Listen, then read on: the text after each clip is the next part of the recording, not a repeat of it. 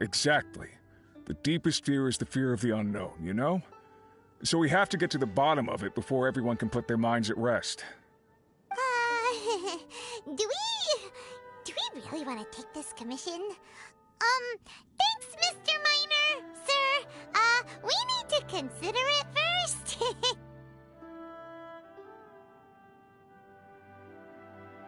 Hey! You can at least pretend to consider Paimon's opinion first!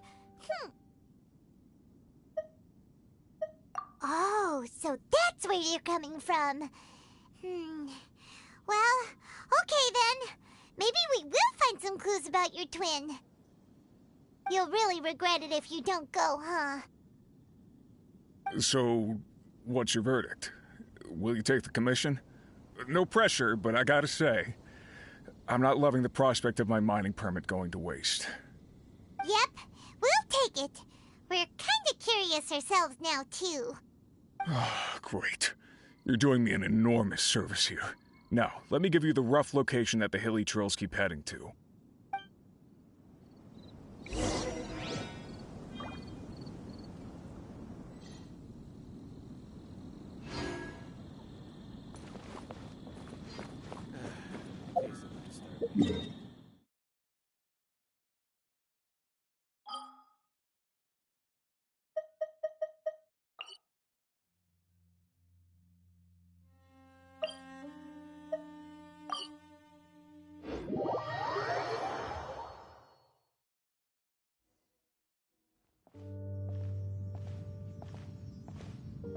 What the?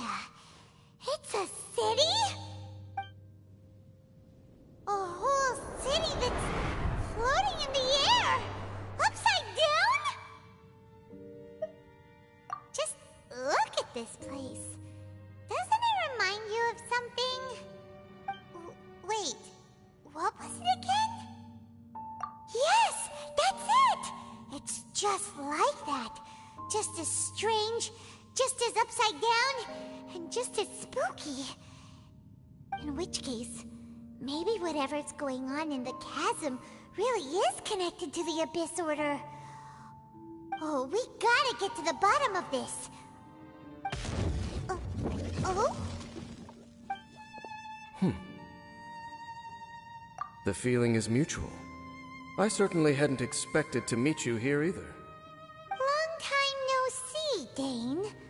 Wait, but how did you suddenly end up here in the chasm? The chasm? So we're in the depths of the chasm, are we? Interesting. This is one place where I have never set foot before.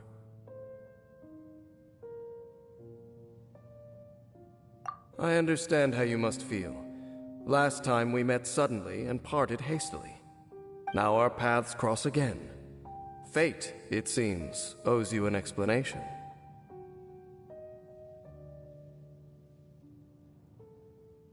That much should be self-explanatory. I came upon the trail of another Abyss Herald recently and began pursuing it. Unfortunately, I got as far as cornering him before he resorted to the same trick that they all do. I was hot on his heels when I followed him through the portal, but as usual, it was to no avail. It took me to the wrong place. Correct. Based on my recent experiences, I can only conclude that the Abyss's portals are not simply pathways from point A to point B, but gateways to an entire network. Where they emerge on the other side is their choice. It can be anywhere within the network. Sounds kinda similar to how teleport waypoints work.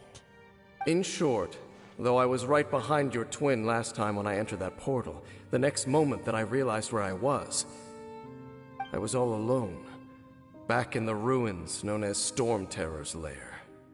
Oh yeah, about that! Whatever happened to the Eye of the First Field Tiller?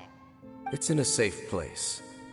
You can be sure that I will learn the truth of the Loom of Fate operation sooner than it could ever fall into the Abyss Order's hands. Huh. So that title stuck in your memory. I by no means went out of my way to conceal it from you. It once stood for the glory of Khaenri'ah, but now it is but a cruel joke. My curse to bear. Twilight Sword was my title as captain of the Royal Guards, when I witnessed the destruction of my entire homeland firsthand. I believe my reluctance to raise it in conversation is quite justified. Sounds like your brother was right.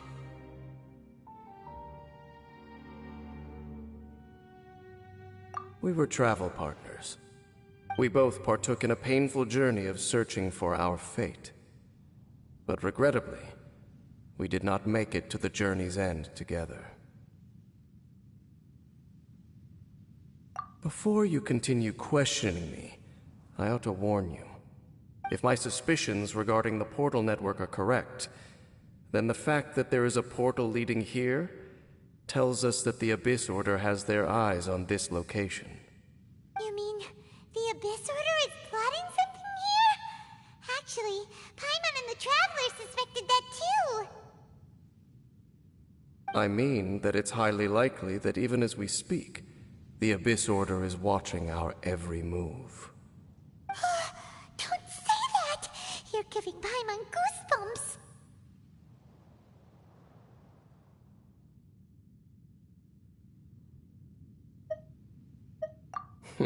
A wise choice.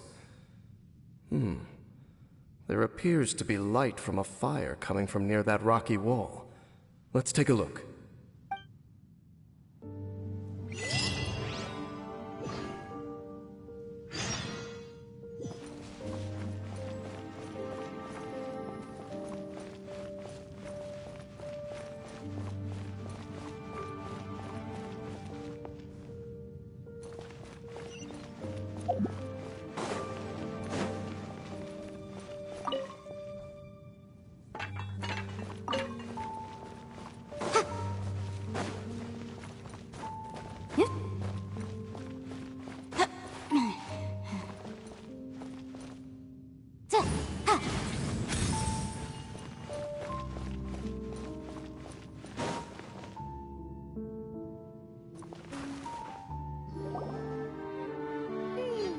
There are signs of hilly churl activity here. Could these be the hilly churls the Requester was talking about? Requester? In fact, hold on. You still haven't told me what you're doing here. I doubt that most travelers would have any reason to venture down this way.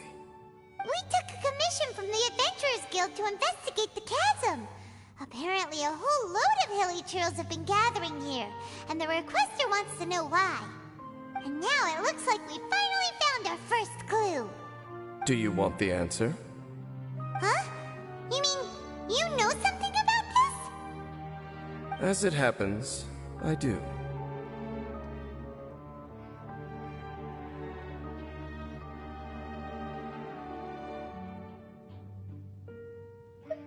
It's understandable that you did not perceive anything unusual. What makes this place so strange is that the environment here weakens the effect of the curse. Curse? Oh, Paimon remembers! Last time you guys were saying that Conria's people were cursed to immortality or something. For centuries, I have suffered daily from the curse that was laid upon me. But here, I suddenly feel a small amount of relief from this suffering. And right here, right now, I can feel my body sending a strong message to me. It is telling me, stay. So, this place weakens the curse? That's pretty incredible. But how? That I shall need to investigate. But to the best of my knowledge, the Abyss Order does not have the technology to achieve this. Indeed. Do you know why Hilichurls wear masks? It's to hide their appearance, lest they catch sight of their reflection in a body of water. Compared to how they remember themselves, it is a terrible sight to behold, one that causes them great despair. The curse of immortality denies death to those afflicted with it, and yet, it does not truly mean that they will never die. So, you mean, there's a way to undo it? No. I mean that the body and soul will continue to be eroded, until they are virtually non-existent, even if death is not the form that this erosion takes. When the Hilichurls realize that the end is nigh for them, it seems their instinct is to seek out a calm and dark corner of the world in which to finally say goodbye to the centuries of suffering they have endured. And of all the places they could lay down to rest, one that can ease the effects of their curse would surely be their first choice. Wow. That's so... Conversation's over. Brace yourselves. What is it? We're under attack.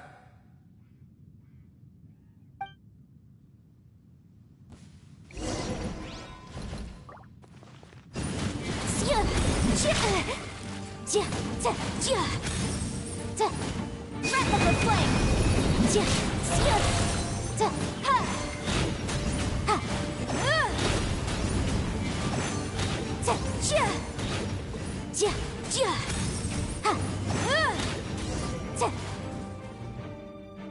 What were those? And why did they attack us all of a sudden? Black Serpent Knights. They once belonged to the Royal Guard of Kanria. Wait a second. Royal Guard? So, they used to be your troops? Yes, they were. But now, the curse engulfs them, and they fight with none of the honor they once had. Because they've become pawns of the Abyss now? Let's continue on. Wait! Dane!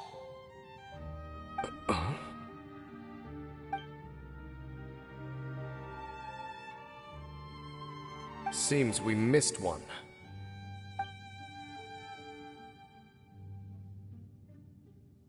Wait, stand down. There's something different about this one. It's disappeared. What the heck? What was going on with that one? Was it trying to say something? How is this possible? How could he have retained self-awareness for 500 years without it? But more importantly, why did he seem so familiar? That would be a miraculous outcome indeed for a cataclysm that brought total doom and destruction. Or perhaps it was just a coincidence. We should press onward to the city.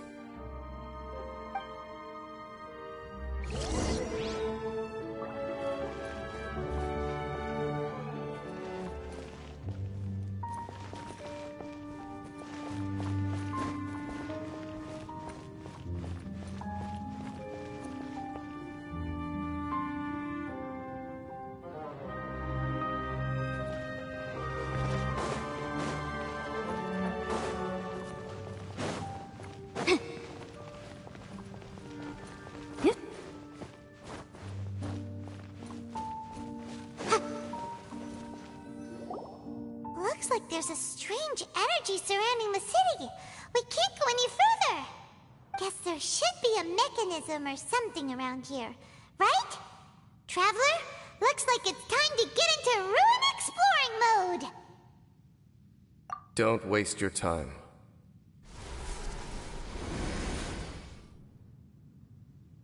Huh? Kanria's technology, abyssal power. Two things I couldn't be more familiar with. They're just cheap tricks to me. Okay, so the Abyss Order really is trying to hide something here, right?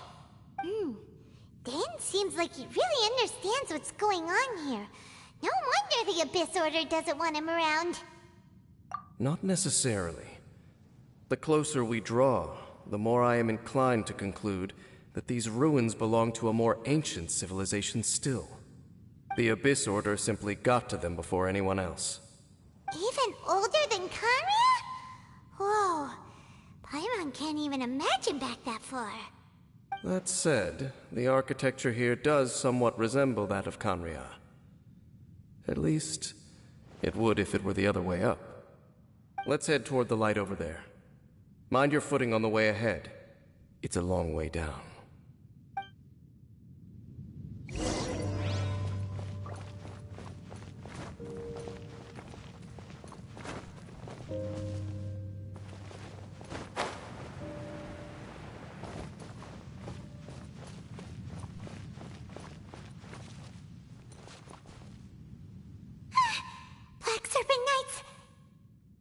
This is where they're based?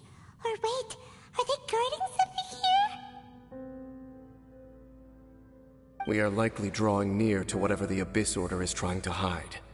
Let's take them out first.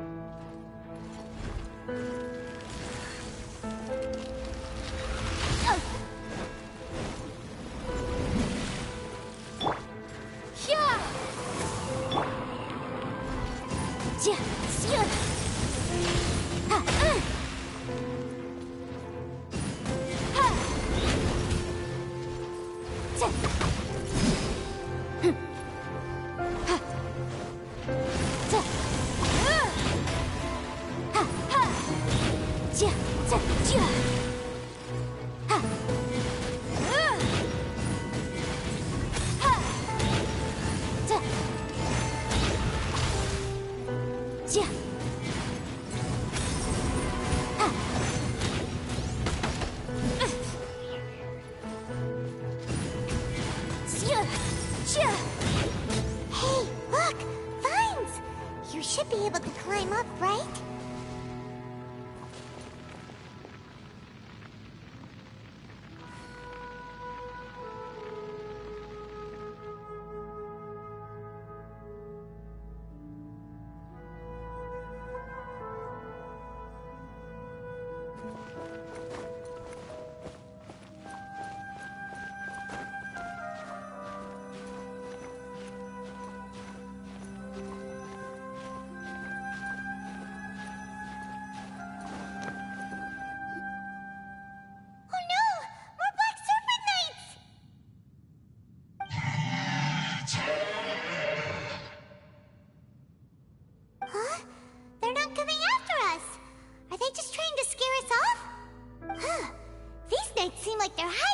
Behind them.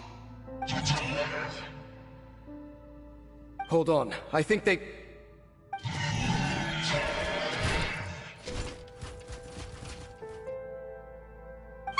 They're coming! Quick, get them!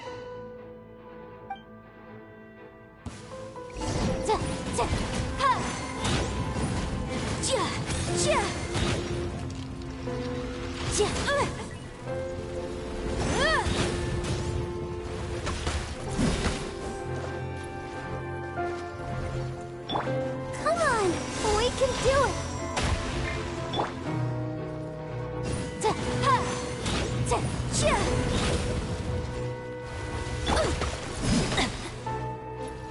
Witness the power of Gugwa!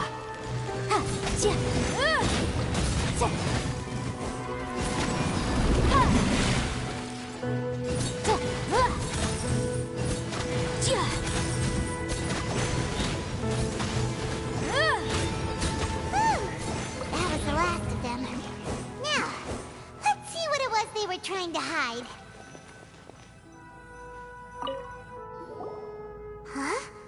What's this? So, the Black Serpent Knights have nothing to do with the Abyss Order's secret. Huh. I should have guessed. So, what exactly is going on with these hilly churls?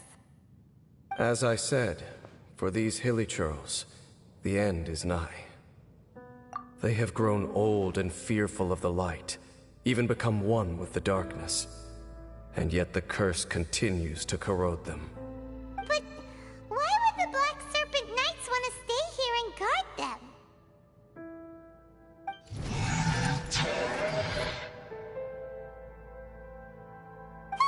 More of them are closing in!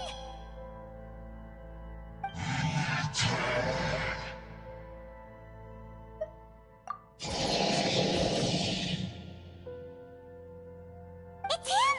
The guy that came out of nowhere and disappeared again! And now they're retreating! Did he just order them to do that? Halfdan? Whoa, whoa! What? You recognize him? Could it be? If it's as I suspect, then this is a truly tragic state of affairs. Dane? You want to know why they were gathered here guarding the hilly churls, don't you? It's because as far as the Black Serpent Knights are concerned, they're simply doing their duty. The one who ordered them to retreat just now, I suddenly recognized him. I knew him as a young man, an elite in the royal guard of old. His name is Halfdan. So, he's from 500 years ago too? To this day, I still remember the final orders I, the Twilight Sword, gave to Halfdan on the day of disaster in Khaenri'ah, before I made haste back to the palace. Inform all Black Serpent Knights to protect the people of Khaenri'ah at all costs. Because we, of course, were royal guards. But this would mean nothing in the events that followed. Royals, gentry, common folk, these identities made no difference. Against the might of the gods, the only identity that mattered was being from Khaenri'ah. These Black Serpent Knights have lost their intellect, but perhaps, in whatever remains of their minds, they are still protecting the people of Khaenri'ah. If you see these ruins as Khaenri'ah in the throes of disaster, and these hilichurls as the people crying for help, then suddenly, I can make sense of what I'm hearing. Their growls are less of a threat and more of a warning. Then, what are they saying? Though it is barely discernible, I can just about make it out. They keep repeating a word from the old language of Khaenri'ah. Run.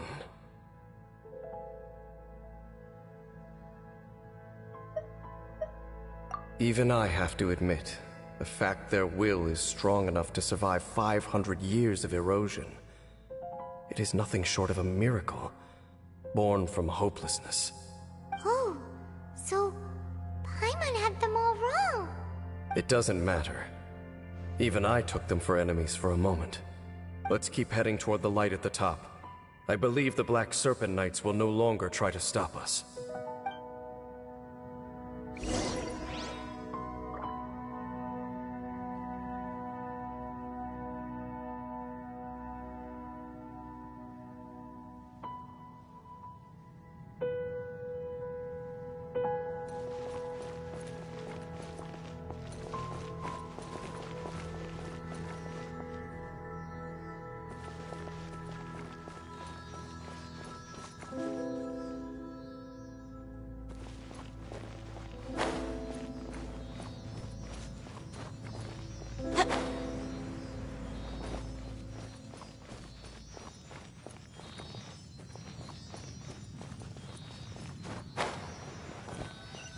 Sure enough, we aren't seeing any more Black Serpent Knights.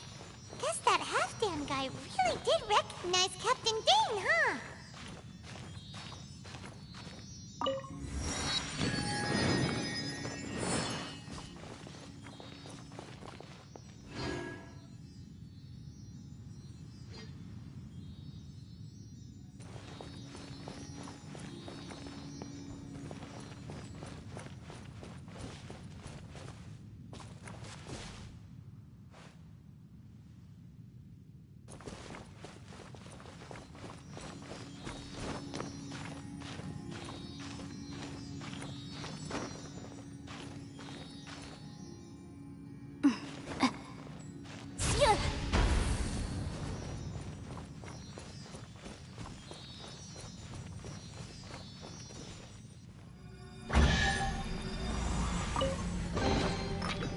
We can definitely write this off as incidental gains.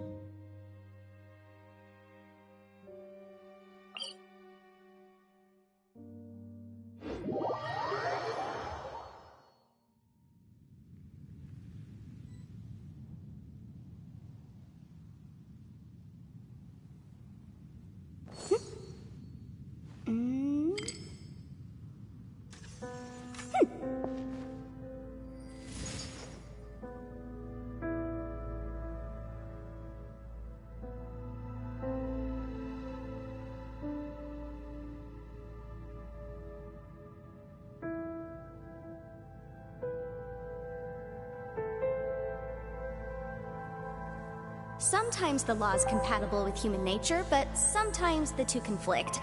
Balancing the two is a discipline in its own right.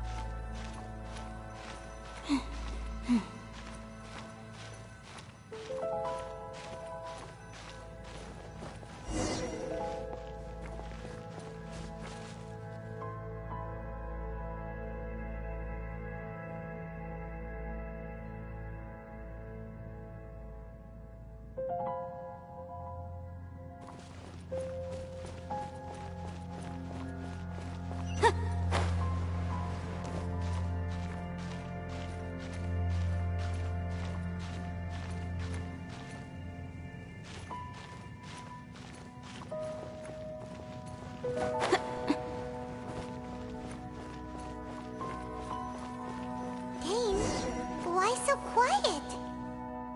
I'm just thinking, nothing more. If you're trying to console me, I can assure you there is no need. Fine.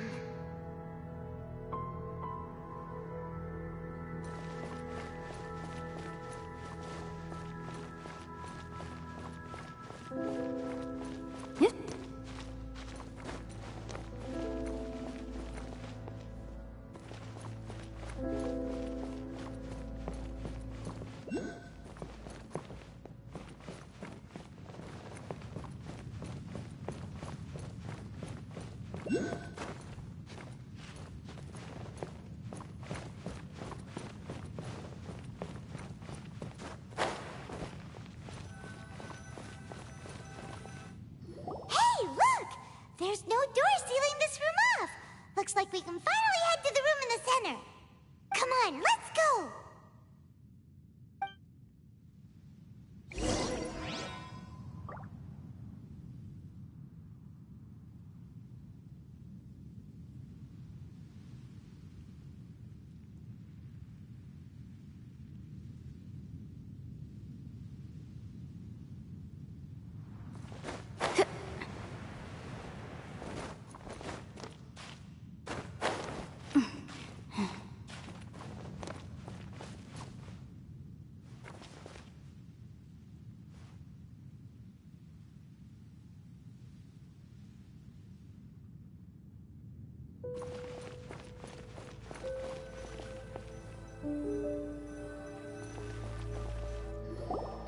Look! Up there! A water pool! Even the water pool is upside down. Oh, wow! This is a pretty amazing place! Dane, works? The pool must be part of the entire city structure, a relic of this ancient civilization. And more importantly, it is the very thing that is weakening the curse. Here, my whole body feels more at peace than it has in a long time. The effect is stronger here than it was before, and I think it's because that water pool has something akin to a cleansing effect. Cleansing? So that means the water in that pool can wash away the curse for good? No, that would be impossible. How are you so sure? I have lived with this curse for 500 years, and I have been fully conscious the entire time. Suffice to say, no one understands the curse like I do. It is a way of branding us at the level of the fate of the world itself. When a god applies a curse, it takes effect at a higher level of reality than the person themselves. Even now, I can feel the curse slowly permeating my entire being, becoming part of me, slowly but surely replacing me. Perhaps it may be possible to suppress the corrosive effect of the curse for a time, but cleansing it entirely, consider it tantamount to burning away an integral part of your body. It is not a process that one could ever hope to survive. Huh? Cleansing the curse cost you your life? Whoa. An irreversible curse! Paimon can't even imagine! In any case, I can feel that the water's cleansing effect is not nearly potent enough. At most, it might suppress the curse, but a little. So, what's that contraption there? It looks kind of out of place. Frankly, I have never seen a device of this design before either. It is not unreasonable to suspect that it could belong to the Abyss Order. But what could they be planning to do here?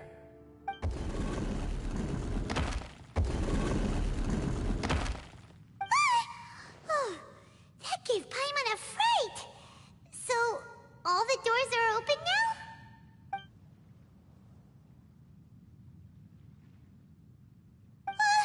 Halfdan's back again! Halfdan, do you have something to say to me?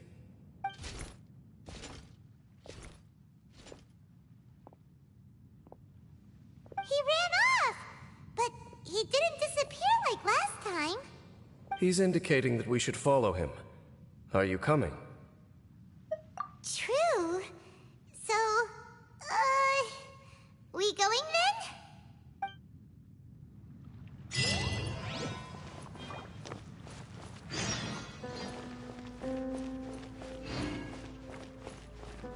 Halfdan jumped down over there!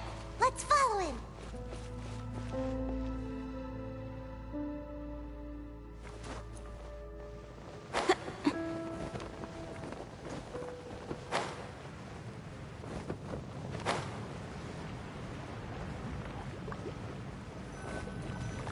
Looks like Halfdan disappeared at the far end of this path. Perhaps whatever lies ahead is what he wants us to see. Let's keep going.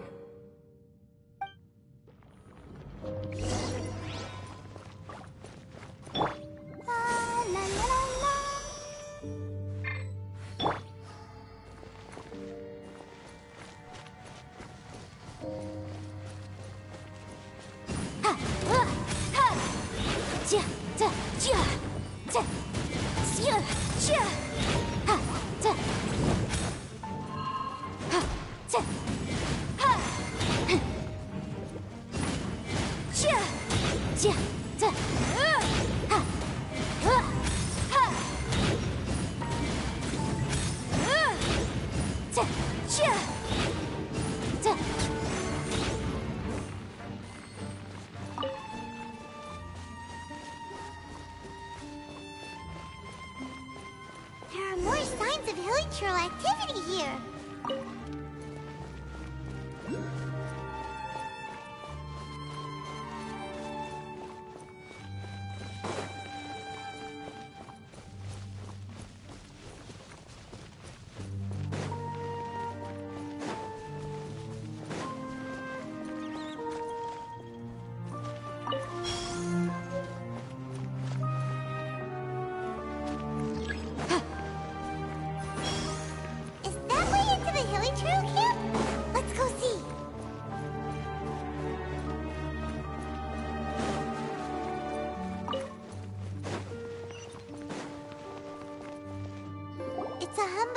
churl camp. Oh, these hilly churls look like they're in pretty bad shape, too. Some of them look like they've already taken their final breath. Is this what Halfdan wanted to show us? Whether it is or not, everything here is worth investigating in detail. Inspect the area. Leave no stone unturned.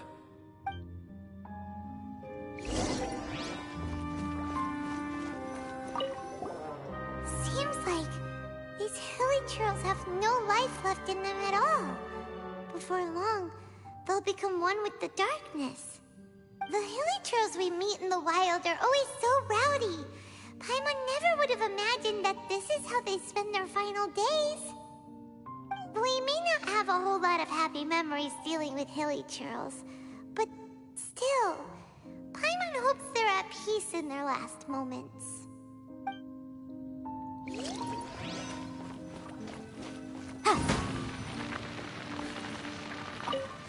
Hilly churls usually store food in crates like these, right? But these seem pretty much empty. Is it because they're so near to the end that they don't need to eat anymore? Even if they don't need to eat anymore, Paimon bets they still miss food for the flavor. Hilly churls usually store food in crates like these, right? But these seem pretty much empty.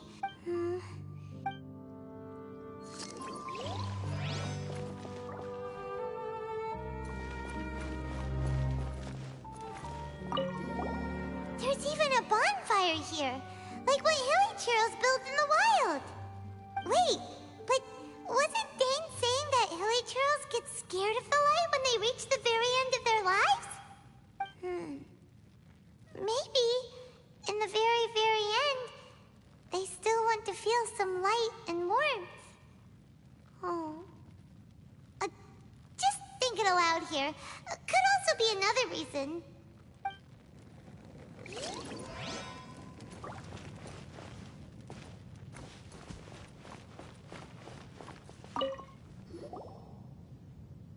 How did that flower get this far underground? Did someone bring it in memory of the deceased hilly churls? Hey, now that you mention it, Paimon thinks it looks kind of familiar too. It is the national flower of Kanria, the Intivat. It once bloomed all over the nation. It would only last 2 weeks before wilting. But if you were to pluck one and take it out of Kanria, the petals would stop growing and turn hard. Only when it finally returned to its home soil would the petals grow soft once more, and finally turn to dust. So the Intivat is a symbol for a wanderer far from home, signifying the tenderness of the homeland.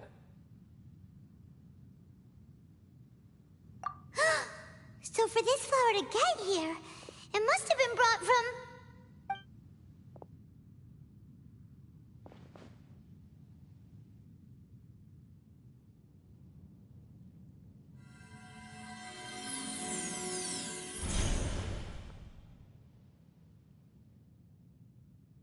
Your Highness, so the proposal finally has your blessing? In focusing single-mindedly on confronting the heavenly principles, we neglected our original mission, the revival of the homeland. I should not have been so indecisive. The device is almost ready. We await your command. What are the chances of succeeding? Theoretically speaking, approximately. Forget it. Even a 1% chance is enough.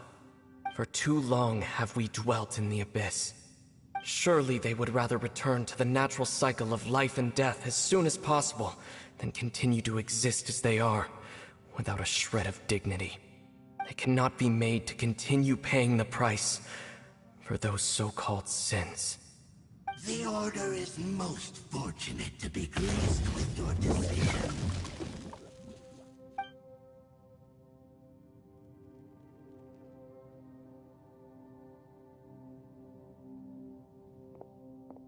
Ether!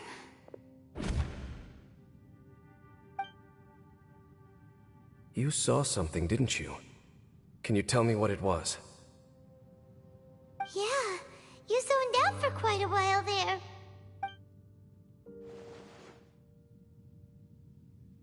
Huh. Well, people do say that twins have a special connection. It sounds as if they are attempting to make use of certain equipment to cleanse the curse. It could well be the device we saw earlier. And you say he mentioned the revival of the homeland, correct? No surprise there. Stubborn as ever. It appears as if the Abyss Order plans to use this location to cleanse the Hilichurls of their curse and restore them to the way they once were. Then, they will serve as the foundation for reviving the nation of Kanria.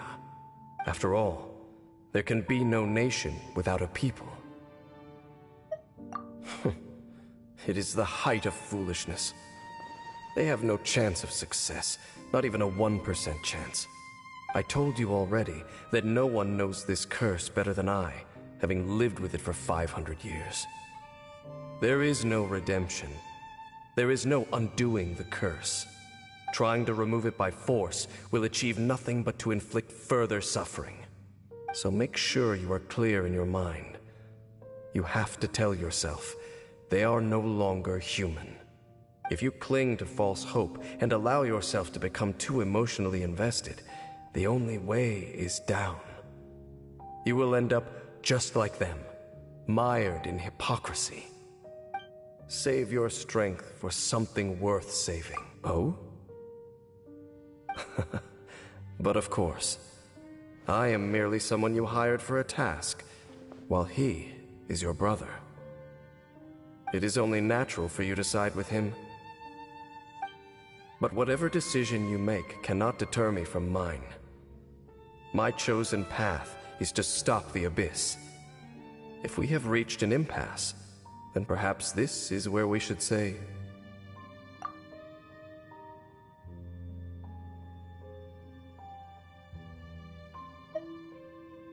I see.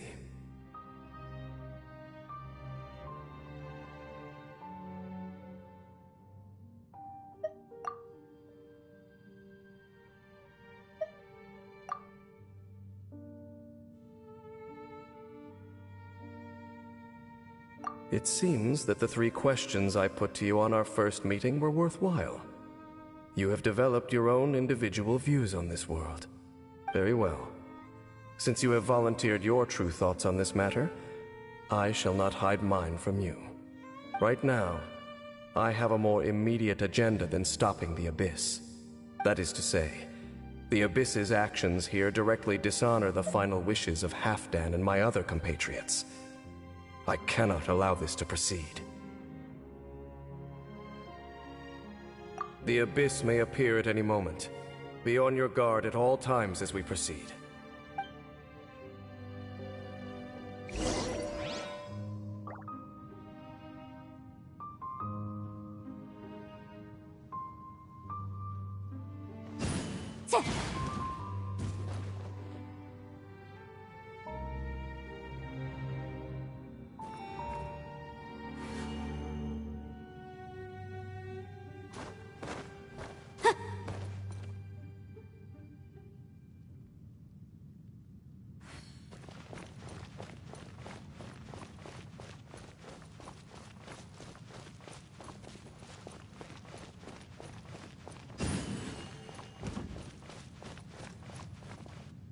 We can see the Upside Down City from here, too.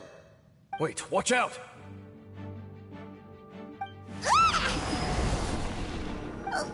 What's going on? Is that light coming from the room in the center? It's too bright! The mutation is continuing. Has the Abyss made its move already? Jane Sif, I see your incessant meddling continues, and that you have once again joined forces with our Highness's kin. Regrettably, I was not in time to control your exit from the network, and it sent you here of all places. This was a catastrophic error. I am surprised that you dare to face me. You ran like a coward last time. Our Highness's will must be done. All interferences must be removed, whatever the price to pay. This time, the curse that torments our people must be undone, once and for all. You are the only ones who torment them. There is nothing else left of those Hilichurls. Nothing besides the curse itself. Say what you wish. I am going nowhere, Dainsleif. Then you will give your life just to delay the inevitable. How absurd. But since you wish to persist, then so be it. You really think you can use that device beneath the pool to cleanse this curse? Do not underestimate the ways of the Abyss. That device can amplify the cleansing effects of the water not tenfold, but 100-fold. Then I overestimated you. This plan is even cruder than I thought. Invisible evidence! Resistance is futile. The end is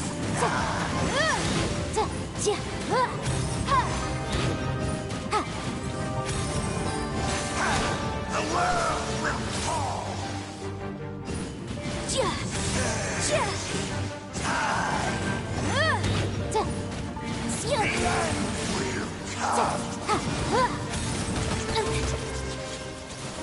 end will come. Come on, we can do it.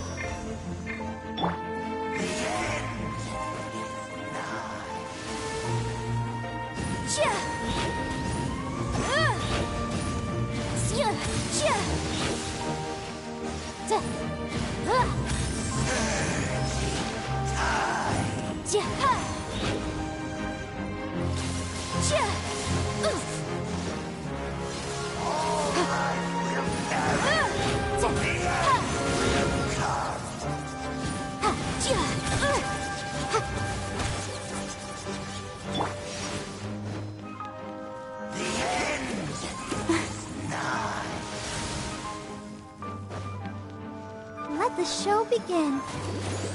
Hi. Oh, no! The world will fall. Hi.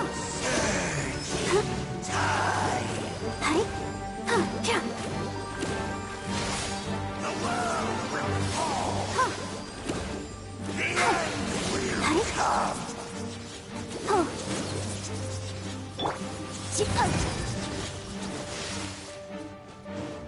The end is nigh. The abyss shall rise. You've been hunting this Abyss Herald for ages! Now you finally got him! There's no time to celebrate. The Abyss Order's device is activating, but there's still time to destroy it. Alright, let's go!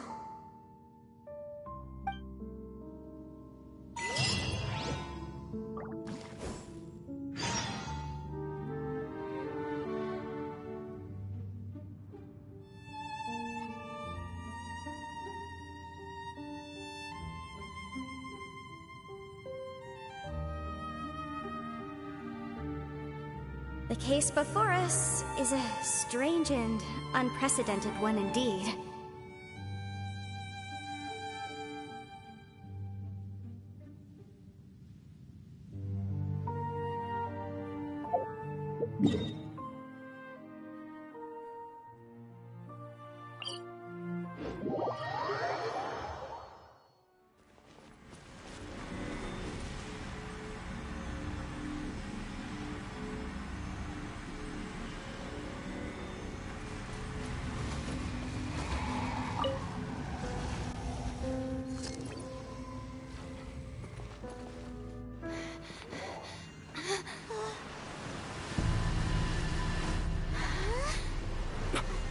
Look, the amplification device.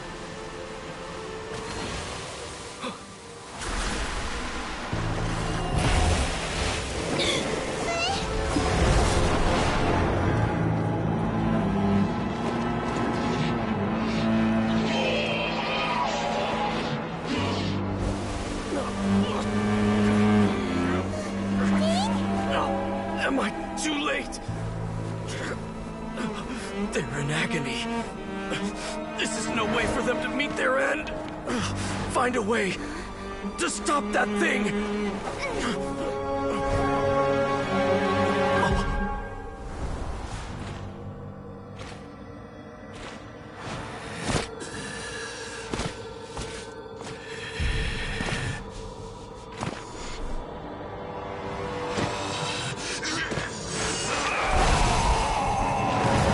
Halfdan! Don't do it!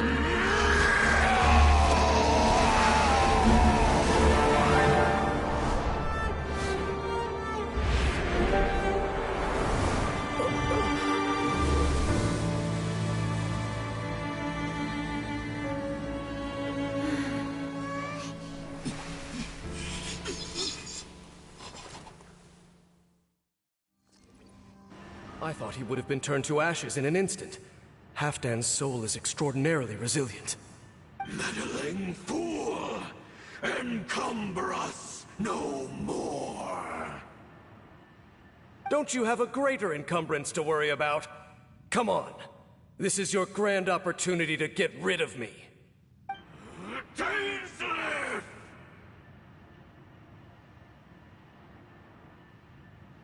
Take him out and deactivate the device.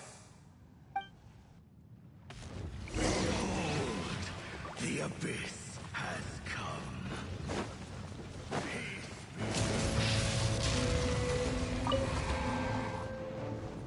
I object.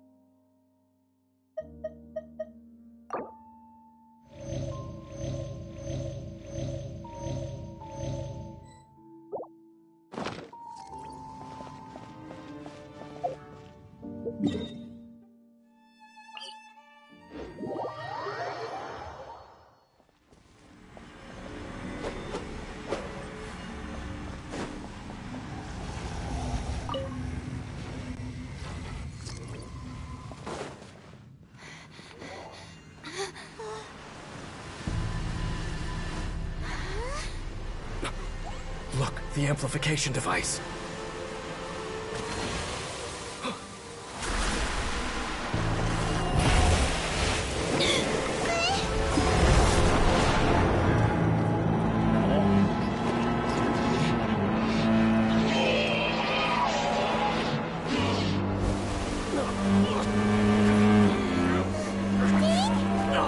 Am I too late? They're in agony. This is no way for them to meet their end. Find a way to stop that thing.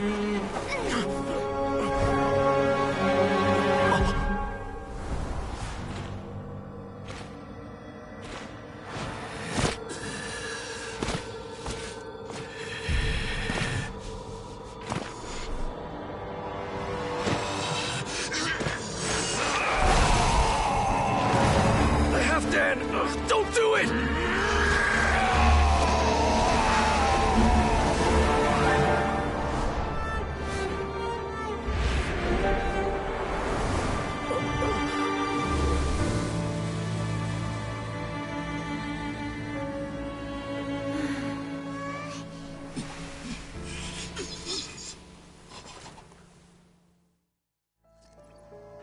I thought he would have been turned to ashes in an instant.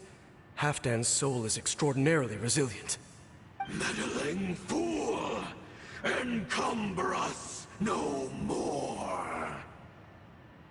Don't you have a greater encumbrance to worry about? Come on.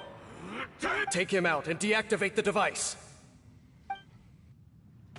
The abyss be with you. Gifts of grace. Hear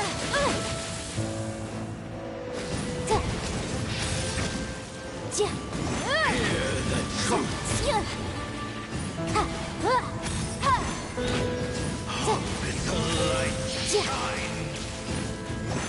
The gifts of grace, the name of the truth. The power of Ring cutter. revelation. The truth shall set you free. Hear ye the word of joy. Grace be upon you.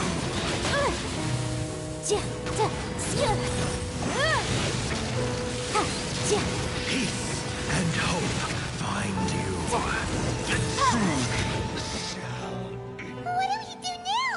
The Abyss Lecter's gone, but the device won't stop. And Halfdan.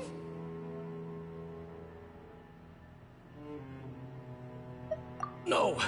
As long as the device is active, the cursed are rendered powerless.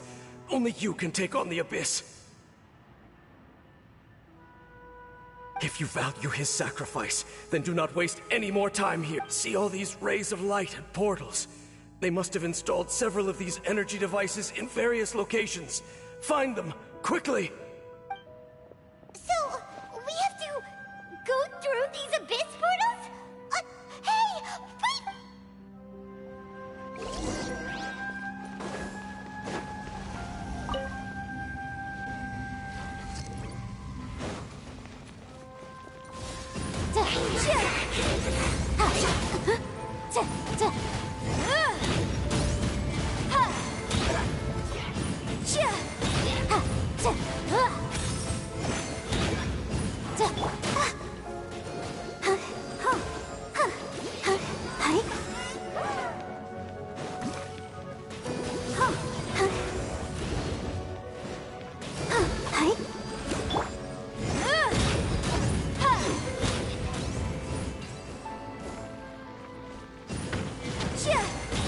Villagers are really suffering.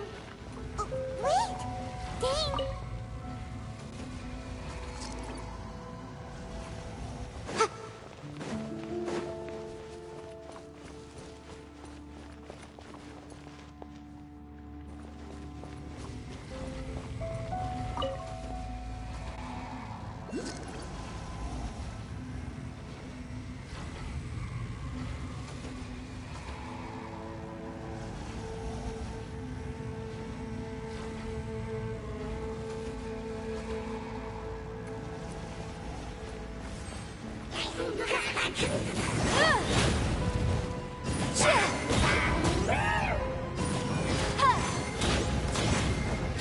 Objection!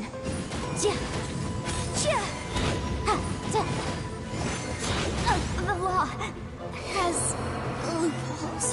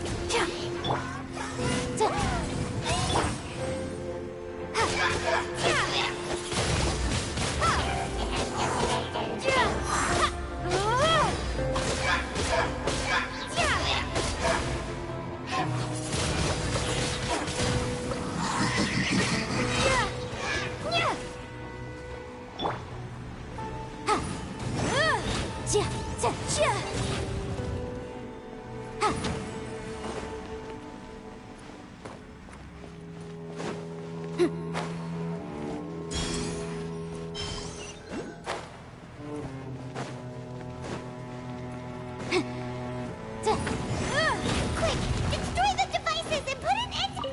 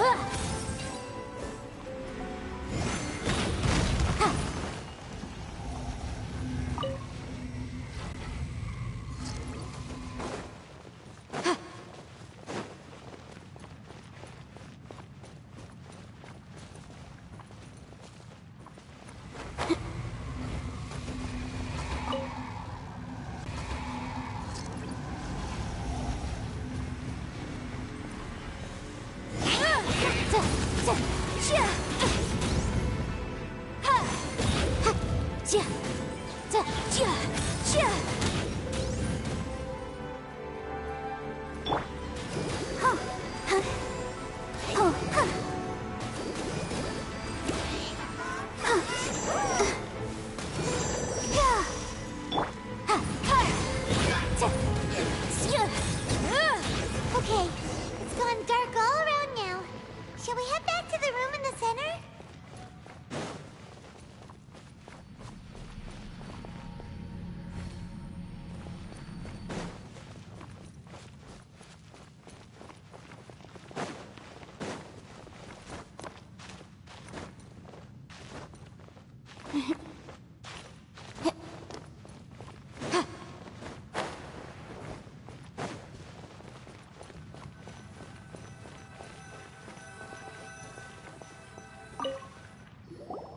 So, that's it, right?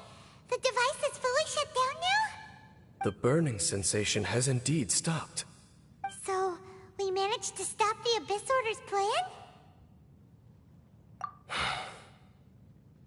Let me check. Dane must be really upset.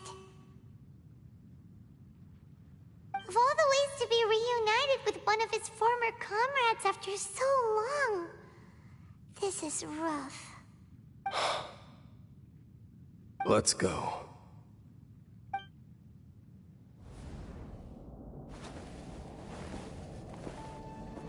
Huh? Huh? Light?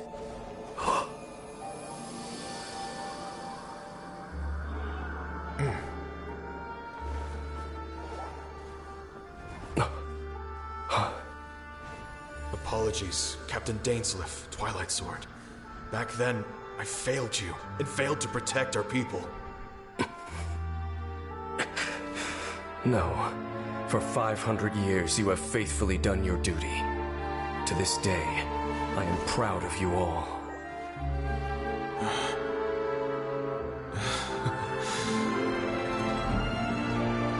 Kanria, didn't fall, did it? Since you're still here. Correct.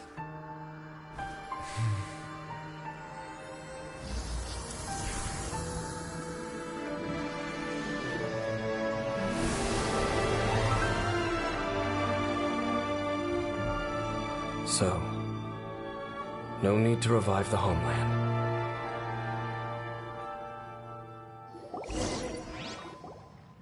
That was Halfdan's soul. More than one kind of strange power exists here. Souls are no strange sight under the circumstances. Still, if you intend to venture deeper in and continue your investigation, you ought to be careful. You bet. We'll be super careful. Oh, but Dane, does this mean you're not coming with us? That device took a severe toll on me. It will take me some time to recover. Oh, right. Well, actually, Paimon already knew that. You've clearly been pushing through the pain this whole time. You've earned a good rest, Dane. Oh, you should take a vacation! Vacation? The very notion. This word has no business being in my vocabulary. There are more important things that demand my attention. The Loom of Fate operation is still underway, and I suspect that these amplification devices are connected to that plan.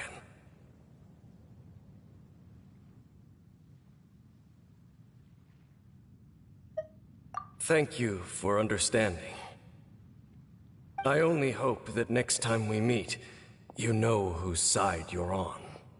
Sheesh! He sure knows how to hold a grudge, saving that snide remark right until the end. Well, shame that we didn't get to see your brother again, but at least we learned some useful info, huh? As long as you keep pressing on with your journey, you guys will definitely meet again, and everything will be back to normal. Right? Oh, Paimon almost forgot. The real reason we came here was to investigate what was going on with the hill trolls, wasn't it? We've probably seen enough to report back to the miner now, but, how are we going to explain it to him? This is all way too complicated for regular people to understand. We'll figure it out. Just don't forget about the commission when we're done here.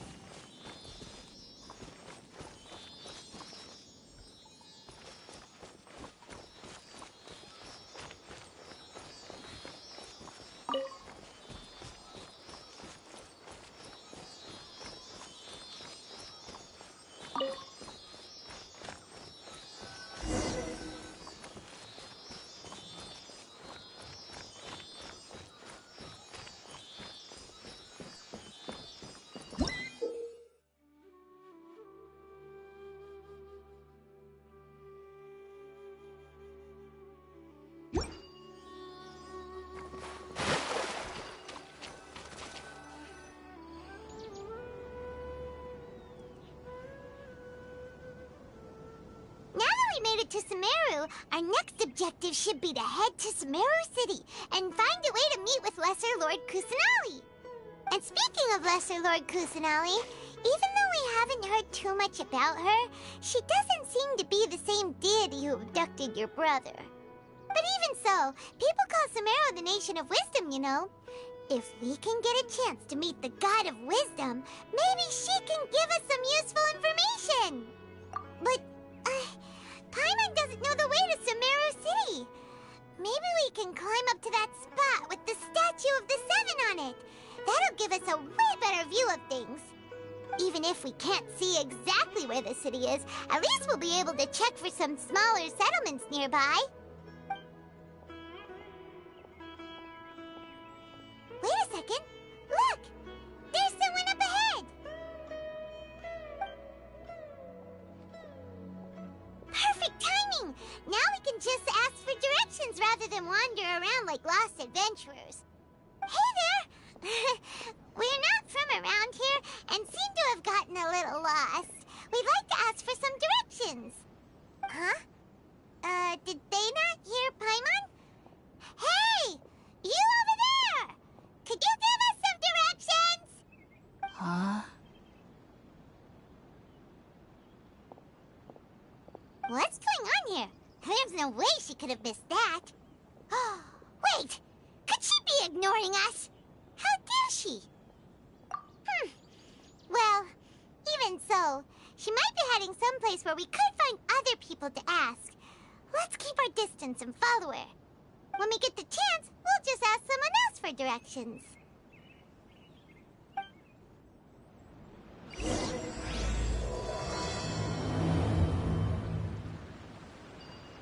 Come on, let's follow her. Just keep quiet. Make sure she doesn't notice us.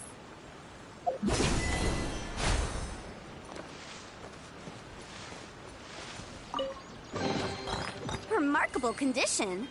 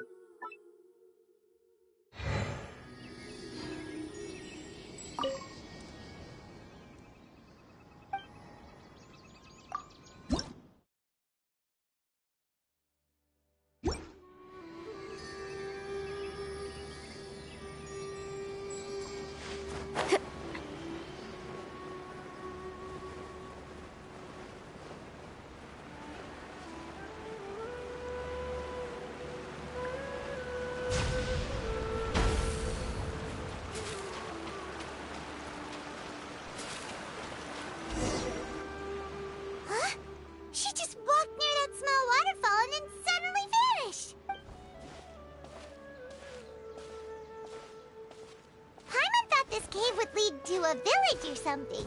But, it looks like that's not the case. Look, she's sitting over there. Wait, she couldn't possibly be living here, could she? What should we do now? Do we try asking her for... It looks like she's meditating or something. If we bother her now, she probably wouldn't let us off very lightly.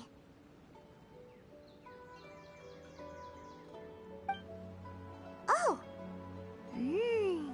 What a lovely smell! It's coming from that sensor over there.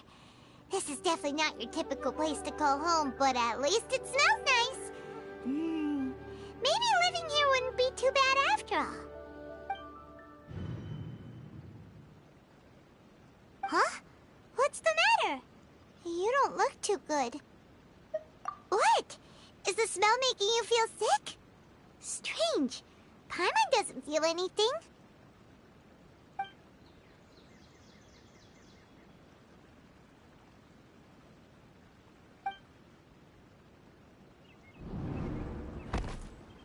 What's happening? Traveler? This is no time for a nap. Oh, come on.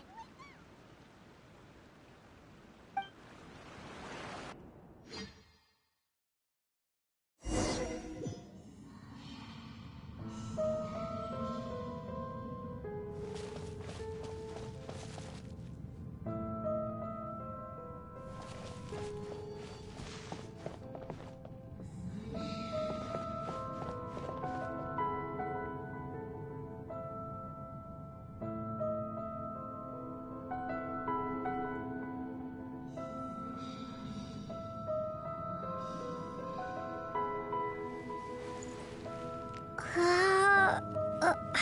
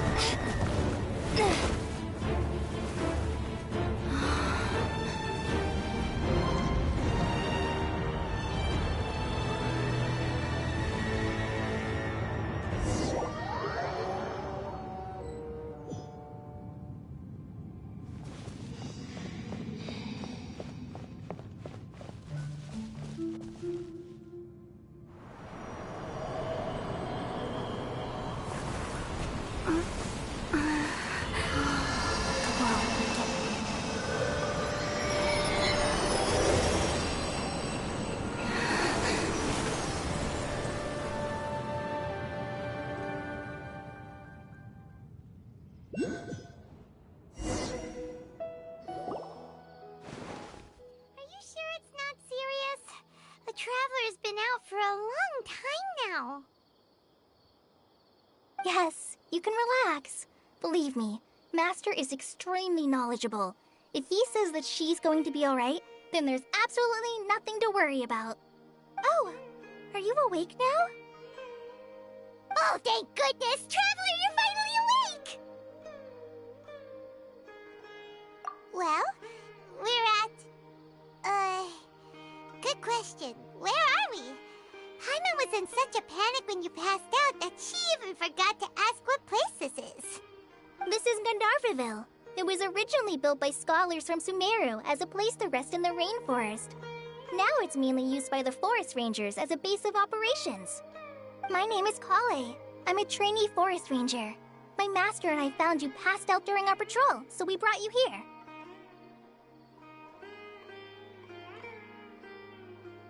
Oh, no things are necessary. I didn't do anything, really. By the way, how are you feeling now? Any discomfort?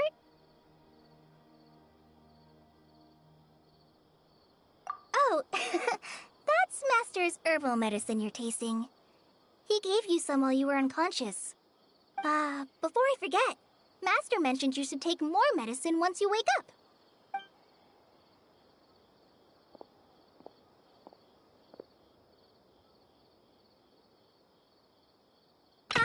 Whoops! Kale, what's the matter? Were you trying to retrieve the medicine? As I've already told you, you must be careful with these. I'll get it for you once I am finished here. Sorry, Master. Now, the guide to Avidia Forest's edible fungi is clearly posted on our bulletin board, but if Farbode forgets which mushrooms to avoid one more time, I'll have no choice but to leave the guide somewhere a little more visible. Like right smack on his forehead so others can remind him to be careful. Right? This is the second time he's come down with food poisoning this month. I'll be sure to give him a good talking to. Yes, please do. If, on the off chance, Farbode simply enjoys having little imaginary fairies dance before his eyes, then we'll just let him be. But the next time he requires any of our medicine, be sure to charge him accordingly.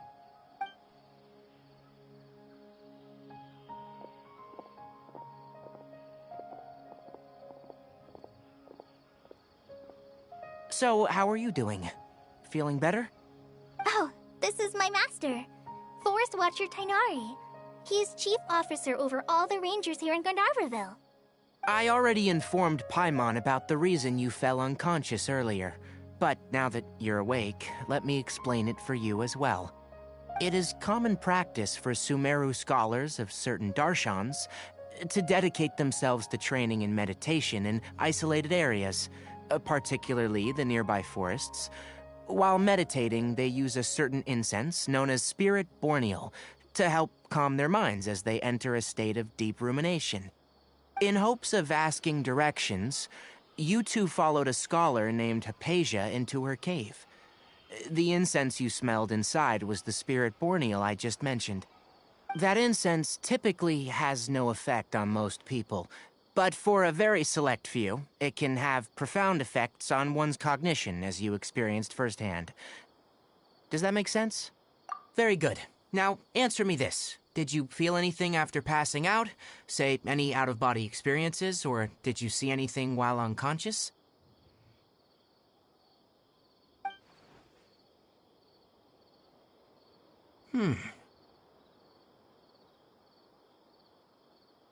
Kale? Let the others know to stop bringing their patrol logs here for now. Huh? Why? Because these two will be staying here for the next few days. They can have my room and I'll bunk with Amir. Now get a move on and be sure to do as I've said. Yes, Master Tainari.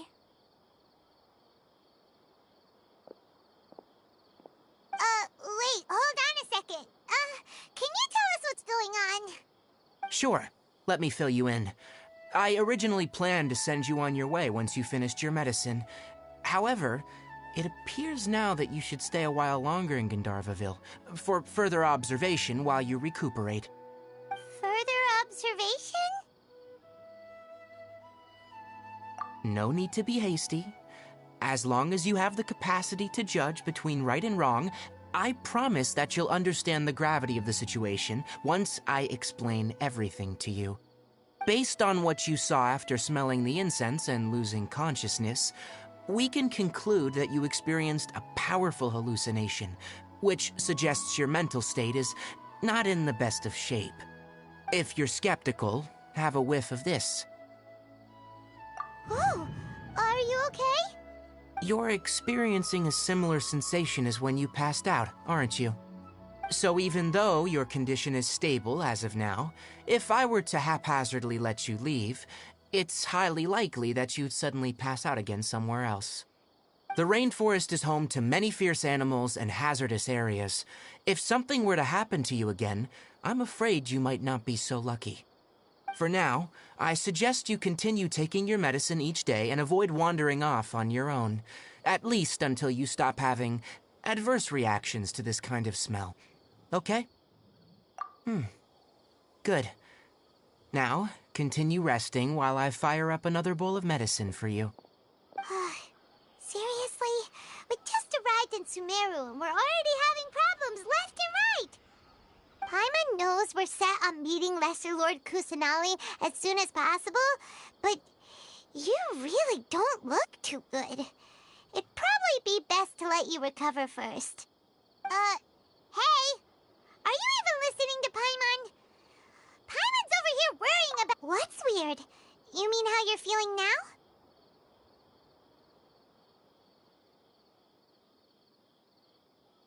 You mean the vision of tree roots and red skies you saw?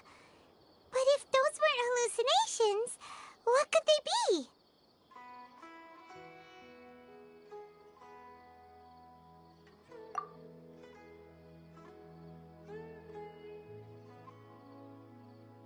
Well, considering how unique you are, Paimon trusts your judgment here.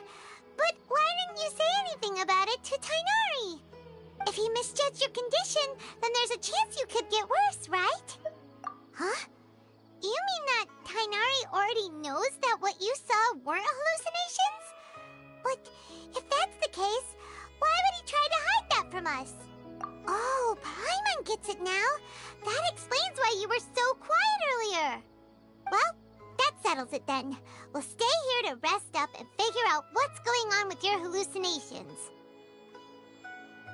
But it seems like asking Tighnari might not be an option anymore. What do you think we should do? Good idea. Kale's pretty friendly. We can ask her tomorrow about what she knows regarding the Dendro Archon and customs in Sumeru.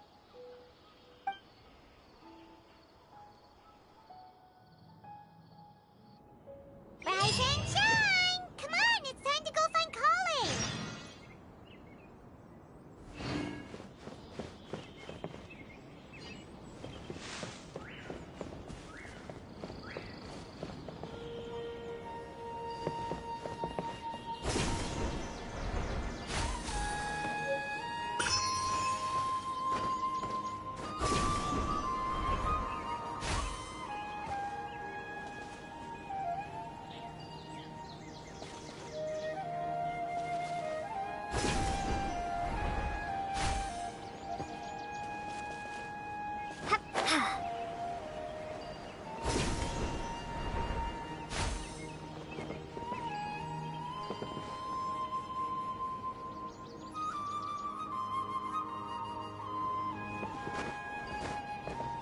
Yesterday, a total of 5 Duskborn.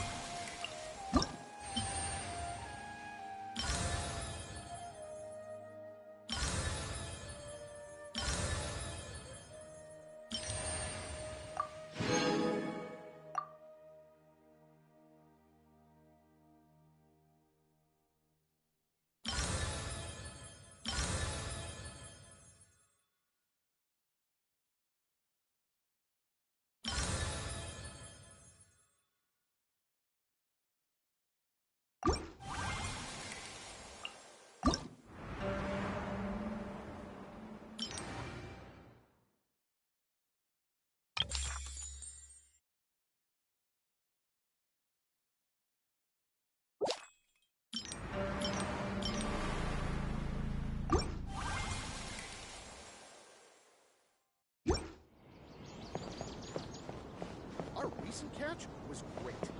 Definitely have enough for a grand.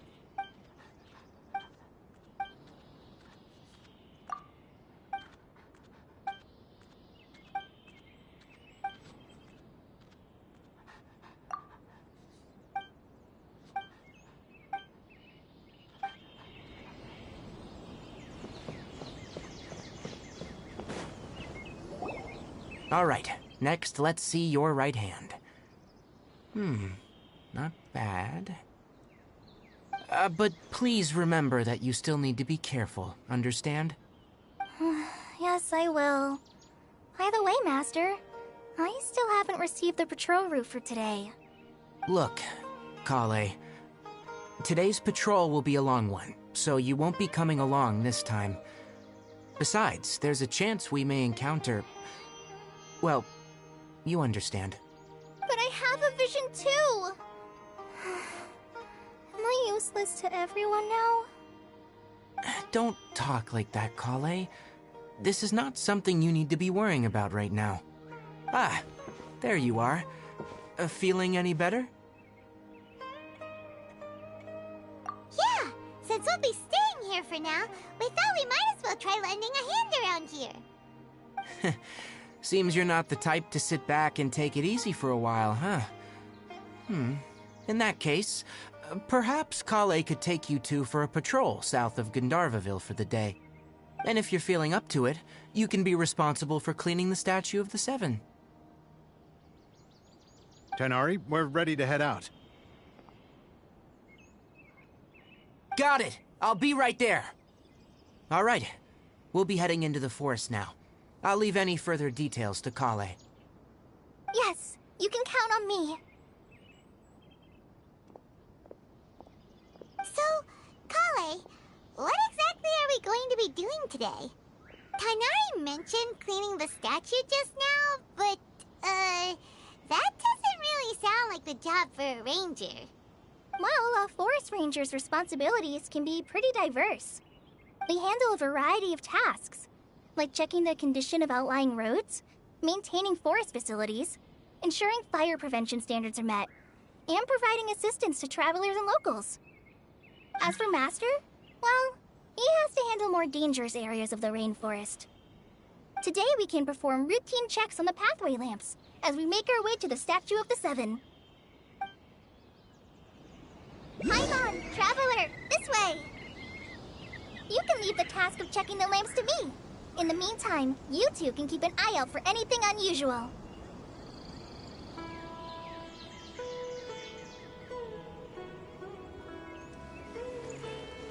For the next interview, I think I'll start with these questions.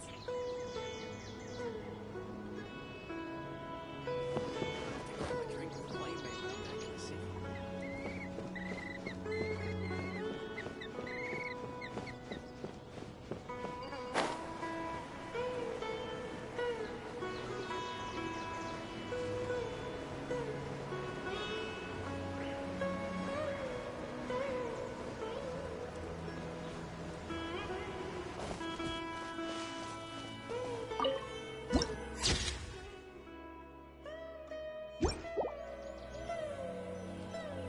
Nothing wrong with these two lamps. Let's move to the next ones. Oh, this lamp seems to be getting a little wobbly. Let me make a note of it. No problems with this lamp. Good.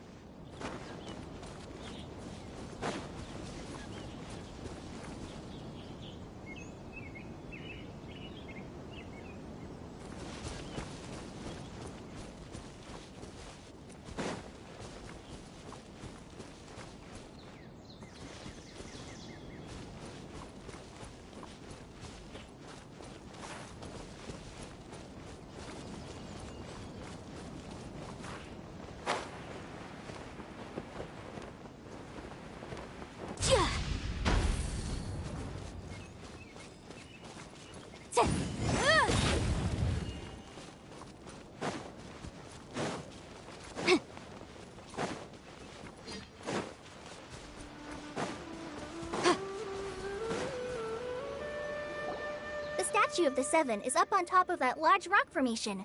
You must have seen it when you came down this road before. It's pretty high up there, isn't it?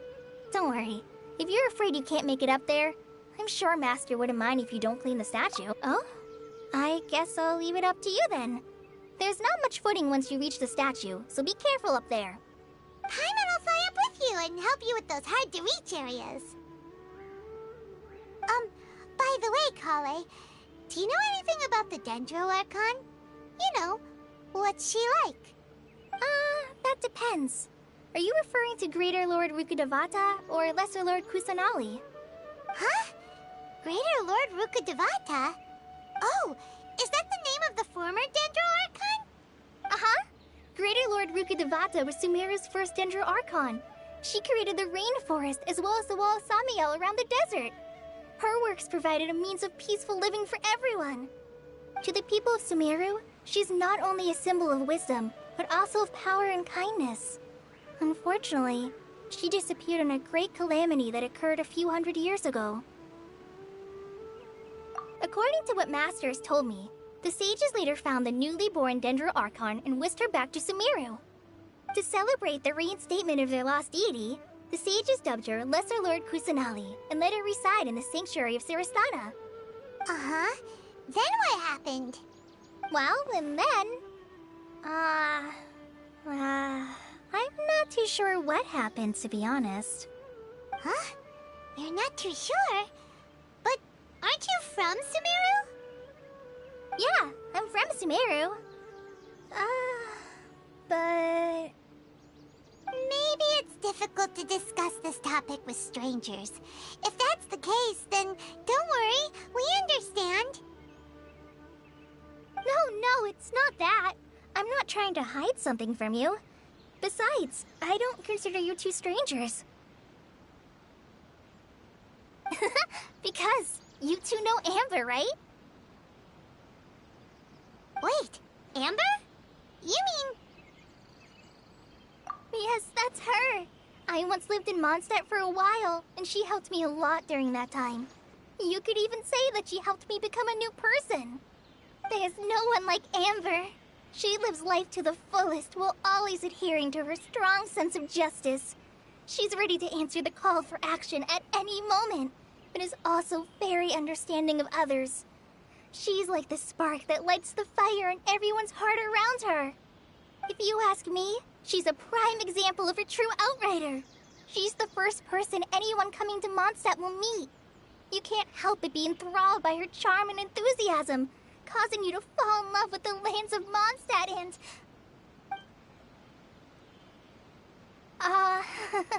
sorry. Paimon thought the work of Outriders was a little different from what you just described, but one thing's for sure, you really like Amber. Sorry. I was rambling on just now. It must have sounded kind of weird. It's alright, Kale. Knowing that you're a friend of Amber somehow makes Paimon suddenly feel a lot closer to you. So, how do you know that we've met Amber? Well, after I returned to Sumeru, Amber and I have stayed in touch by writing each other letters. In one letter, she mentioned that Mondstadt was attacked by a fearsome dragon, but the city was saved by a mysterious blonde traveler and their floating companion. I knew you two were the ones she mentioned in the letter the moment I saw you. But, considering everything you've been through that day, I thought it'd be inappropriate to bring it up. Ah, so that's how you knew. Yep, so please know that you two have my complete trust, really. I wish I could tell you more about the Dendro Archon, but I have been away from Sumeru for some time, and I haven't read any books. Sorry. That's alright. You've already helped us a lot. We had never even heard of Greater Lord Rukadevata or the Sanctuary of Surasthana until you mentioned them. Oh, I'm happy that was helpful. There is one thing I want to ask, though. Why do you two want to know about the Dendro Archon?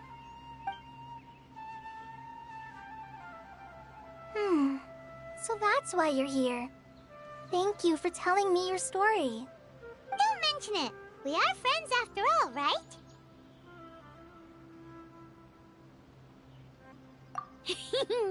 Alright, we have a statue to clean. You both have my thanks. While you two are up there cleaning, I'll go ahead and inspect the forest canopy. Let's meet back here shortly.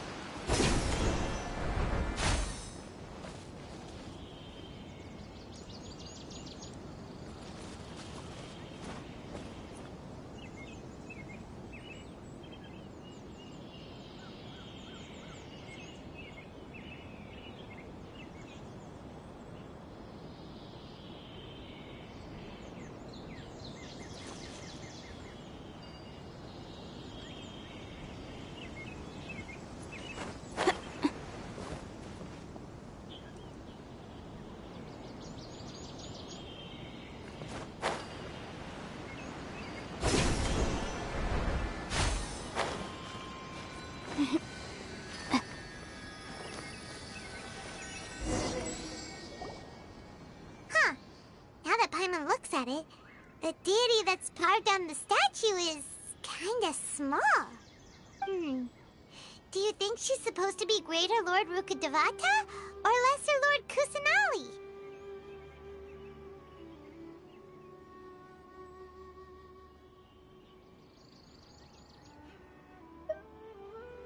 The name does seem to fit the statue somehow. Well, anyway, we'll have to figure that out later. Let's get started on cleaning the statue. Paimon will fly up and take care of the top, and you clean everything below.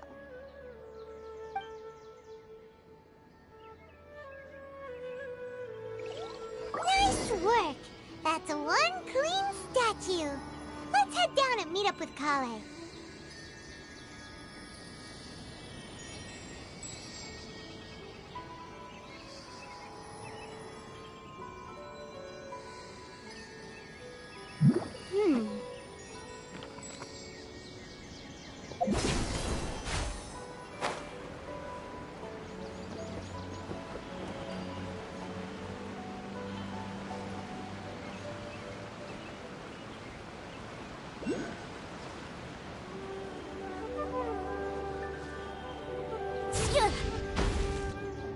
Kale, we're back! Welcome back! You must be tired after all that climbing. Let's take a little break. I brought some fruit and water for us. Yay! Food! What kind of goodies did you bring? Hey, don't be a party pooper. It's not like Kale is a stranger or anything. Besides, the best way to compliment a chef is to show passion for their food. Xiangling taught Paimon that. I prepared a nice portable dish that forest rangers like to eat called pita pockets. I hope you'll like them. Whoops! Ah, no! You dropped it on the ground! Not to worry. I wrapped a few layers of oiled paper around each pita. They should be fine. Oh, whew. Paimon nearly had a heart attack there.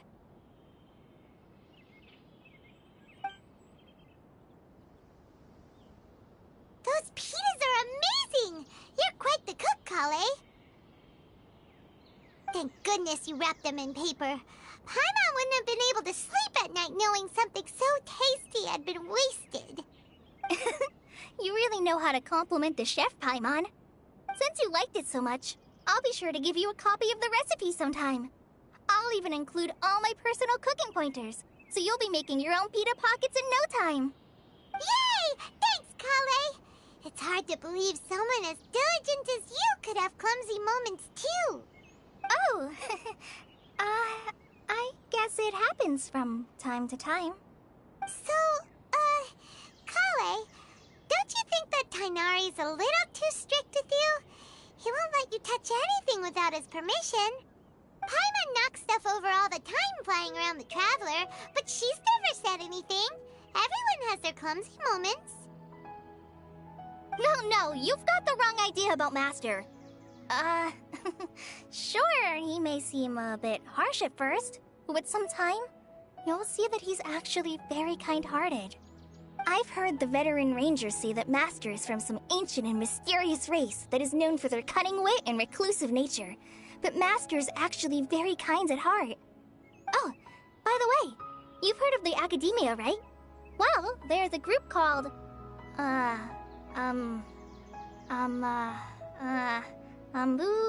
something?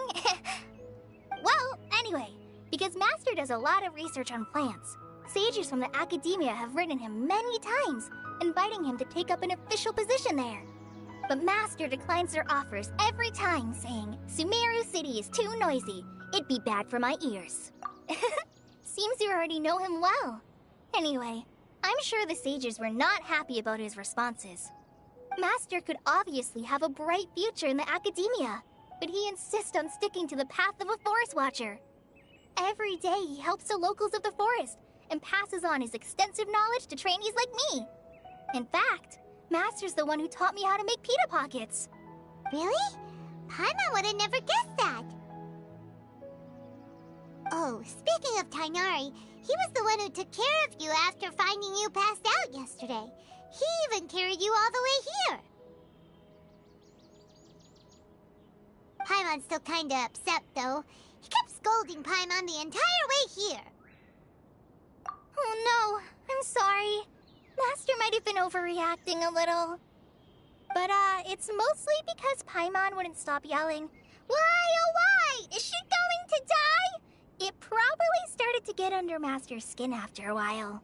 Hey! Don't laugh! Paimon was genuinely concerned about you.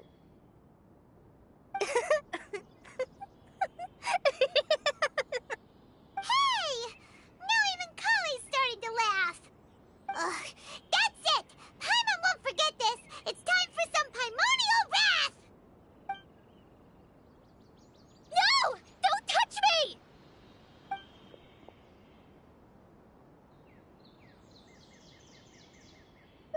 Oh, sorry, Kale. Paimon didn't mean to scare you. No, I just... I didn't mean that. Kale, are you okay? What's the matter? No, I'm fine. I'm sorry. I must have startled you both reacting like that. Oh, well, it's getting late now. Let's hurry back to Gandharville. I think Master and the others should be back by now, too. Huh? What was up with Kali just now? And why is she in such a hurry all of a sudden? Look, she's practically running back. Paimon can't even see her now.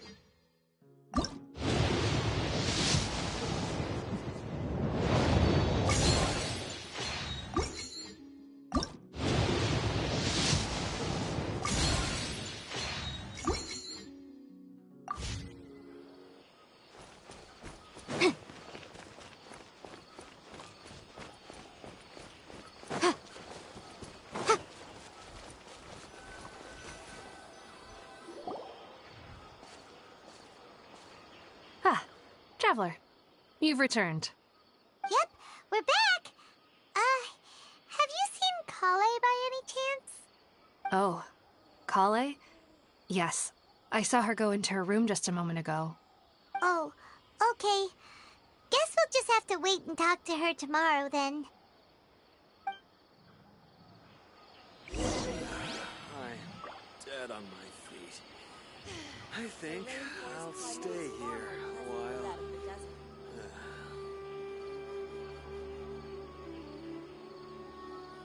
I'll remind you again. The law can be both a help and a hindrance.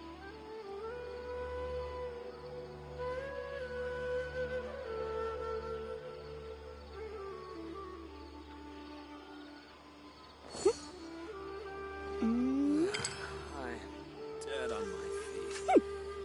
I think I'll stay here a while. The rainforest climate is far more pleasant than that of the desert.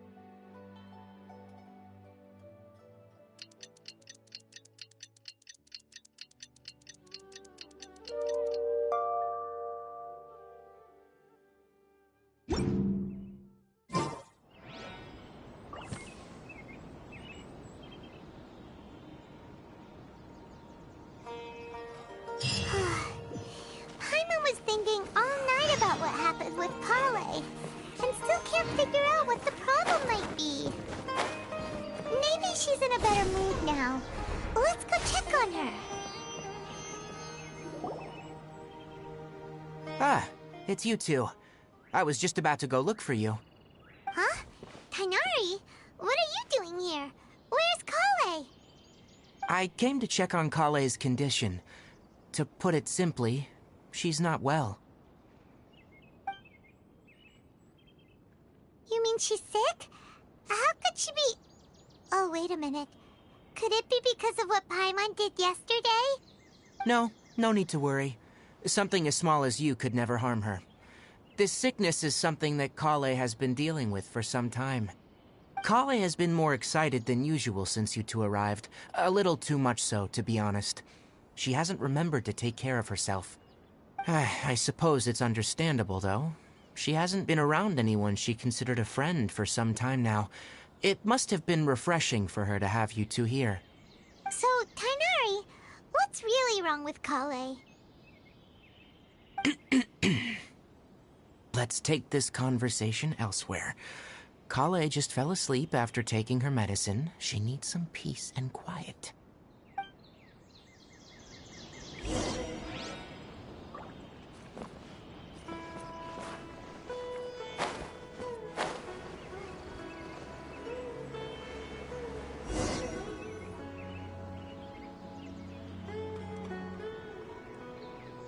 All right, let's continue our conversation here, shall we?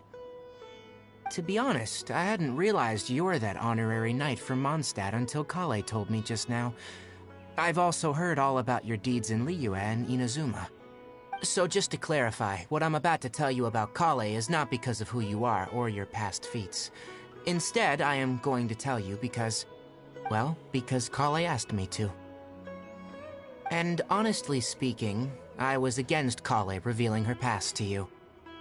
But she insisted, saying you two treated her with sincerity and as a friend. So now she wishes to reciprocate the gesture. So, Tighnari, what exactly is wrong with Kale? You said this is something she's been dealing with for some time. Just how serious is it? Right. Ever since she was a child, she's been afflicted with a disease called Elazar. Elazar? Yes. It's a disease unique to the lands of Sumeru. It is characterized by dark and hardened scales that form on the body. At first, the afflicted may only feel mild numbness on affected areas of the skin. However, as the disease progresses, one may begin feeling fatigued and even experience peripheral paresthesia. In its final stages, the disease strips a person of the ability to control their own body, and they effectively become completely immobile. That sounds terrifying. Wait, hold on. So when Kale seemed to be acting a little clumsy earlier, it was because... Correct. That would be the effects of Elazar, which is precisely why I do not want her carrying or holding anything, lest she ends up hurting herself. With appropriate treatment, the disease can be effectively controlled before it progresses to a more serious stage. However, there is unfortunately still no true cure for Elazar.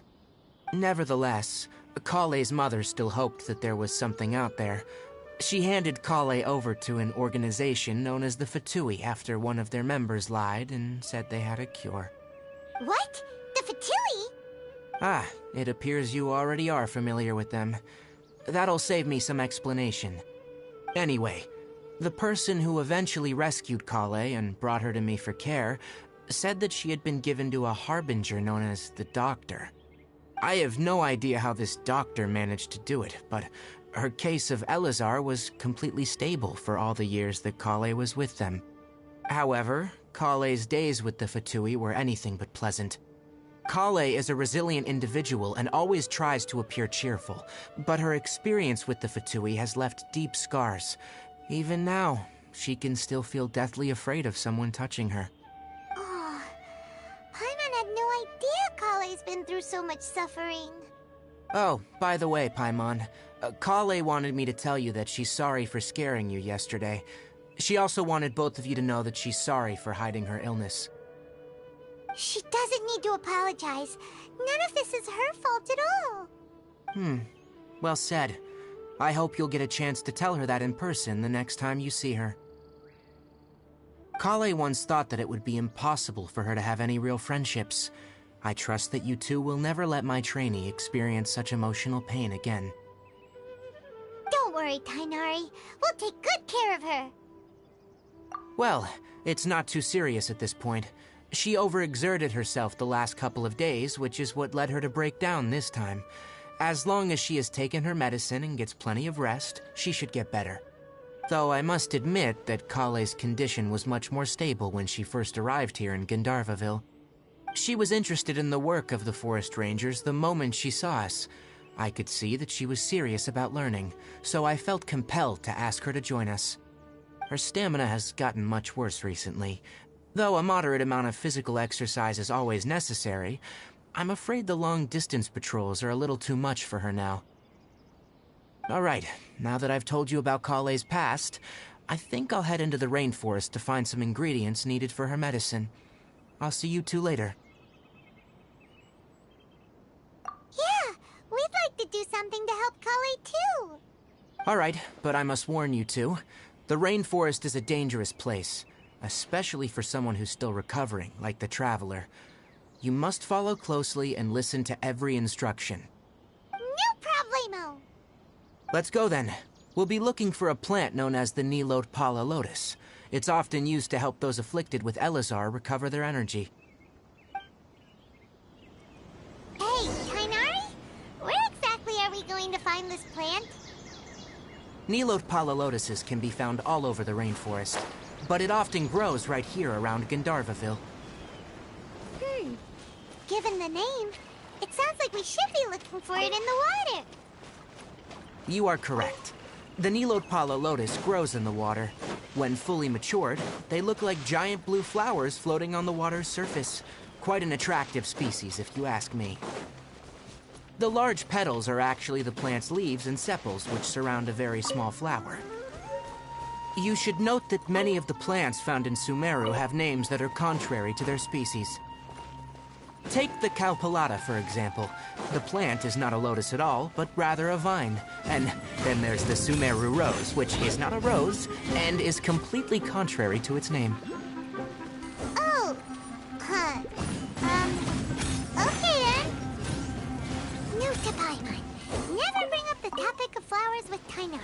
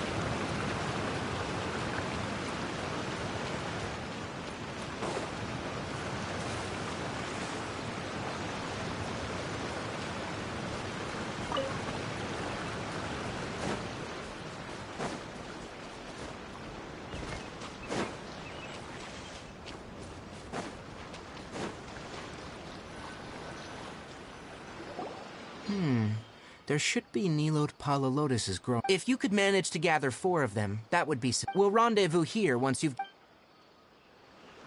Hey, Tighnari! We found the lotuses you requested.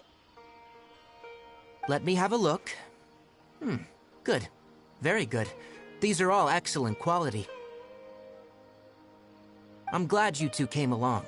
Your exploration experience helped save me a lot of time here. It seems we even have enough time to stock up on other things I need. Hey, Tighnari!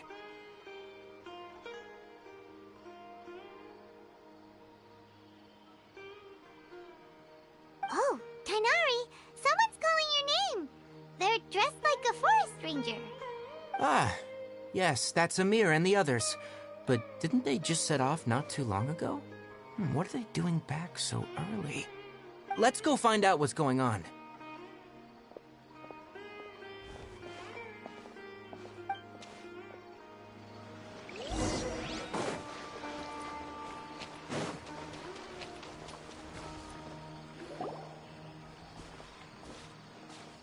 Tighnari, thank goodness we found you here. We were just about to head back and find you at Gandharvaville. What's going on? We just discovered a withering zone. The withering is back? But the patrol route you were on should have been already cleared just a week ago. It reappeared so quickly. Can you tell me the exact location? It's up ahead, deep in the river valley. It's appeared in a spot that blocks nearly the entire narrow part of the valley area, so we decided to come find you as quickly as possible. And the radius of the contamination? Sorry, I couldn't get a clear enough view to tell. No one in our patrol team had a vision, and it appeared to still be spreading. So we didn't risk getting any closer. Okay, I understand. You made the right decision. I'll go deal with it right away. In the meantime, please guide these two back to Gandharvaville. Wait, Tighnari, why don't you let us help you? You two have only just arrived in Sumeru. You're still unfamiliar with many things in these lands. There's a unique type of anomaly that occurs in the Sumeru rainforest. It's called the Withering. The affected areas not only cause nearby vegetation to wither, but it's also lethal to wildlife and even people. If you don't carry a vision, then you should think twice before approaching such places. Yes, Amir is absolutely right. I wasn't kidding when I said the rainforest is a dangerous place. As Amir said, only someone with a vision, that is, the power to manipulate elements, will be able to resist the Withering's corrosive effects for a time. That's right. If any of the forest rangers without a vision come across a withering zone, we first make a record of the location and then have a ranger with the proper abilities deal with it, like Tighnari here. Only someone with a vision can venture within a withering zone and find a way to deal with it. But you don't seem to carry a vision. Don't worry, she may not have a vision, but she's a real pro at using the power of the elements. Seems the rumors about you were true then. In that case, all right, you two may accompany me. We typically only teach visitors how to identify the Withering as they're about to leave Gandharvaville. We'll make an exception today and show you what it looks like up close.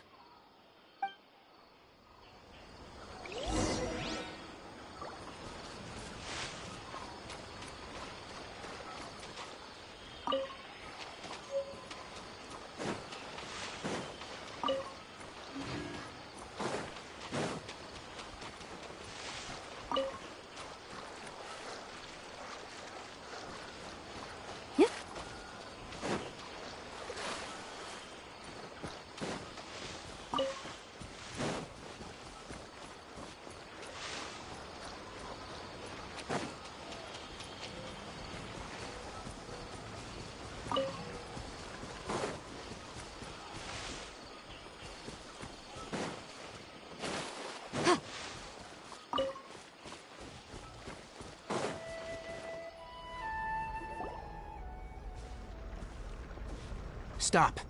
Don't move any further. Look there, in the distance. Huh? Where? Oh, look! Those plants have withered! That whole area is kinda gloomy. Even the air looks like it's filled with ash. Oh, Paimon doesn't like the look of this. That is the Withering. All right, Traveler. We're gonna have to enter that Withering zone. Once inside, we'll need to look for what we call tumors of the Withering. If we eliminate those, then the area will be saved. Thank you. But I must warn you, don't push yourself. This is your first time handling this sort of thing, after all. Even with elemental powers, once you step inside the Withering zone, you may experience extreme discomfort. If at any point it becomes too much, return outside the zone and take a breather. It could become a matter of life and death. You ready then? Let's go.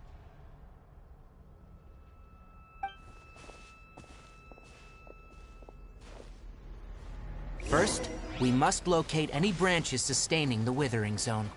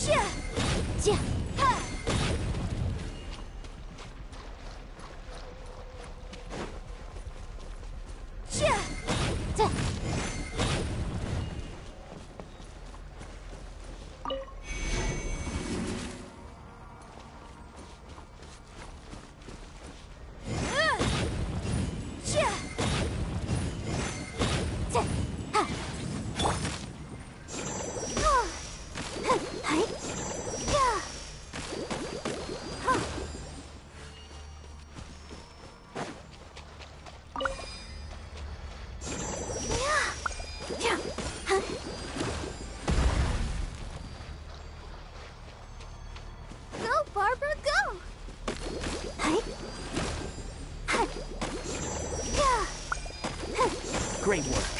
Now that all the branches have been cleared, we'll need to take care of the tumor.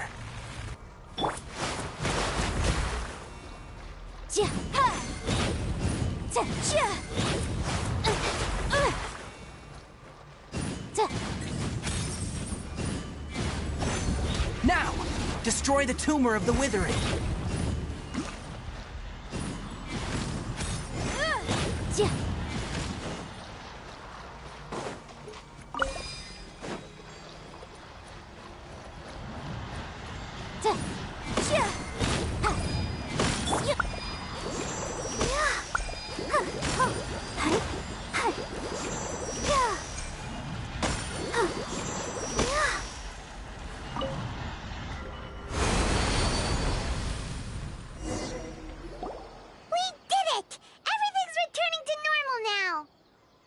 Yes.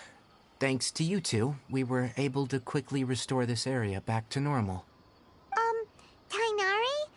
You make it sound like we did well, but why does Paimon have the feeling you're worried about something? It's that obvious, huh? Alright. It's like this. Recently, the rate at which withering zones appear has been increasing. Even though we were able to quickly clear that withering zone, it won't be long before another one appears. If that simply meant more work for me, then that wouldn't be an issue. But it's far more severe than that. The withering is leaving lasting effects on the rainforest itself. For instance, even though we cleared out the withering zone, many of the plants that were affected will not recover. This presents a crisis for the ecosystem itself. Many plants in the rainforest are already in decline, directly impacting the wildlife that depends on those plants. And most disturbingly, as the appearances of withering zones have started to increase, Kale's case of Elazar has also become more serious. Huh? Well, why's that? I'm still not sure of the exact reason. However, I've received word from acquaintances at the academia that similar cases are being reported for patients with other conditions. No, none that we know of. The withering has been recorded in Sumeru for millennia. It's said that it originates from the depths of the world. Oh, by the way, have you heard of Irminsul before? Irminsul is a tree located deep beneath the surface. Although it isn't like any tree we know in a biological sense, you can basically think of it as a large tree that grows downwards rather than upwards. I'm sure you've heard of ley lines, right?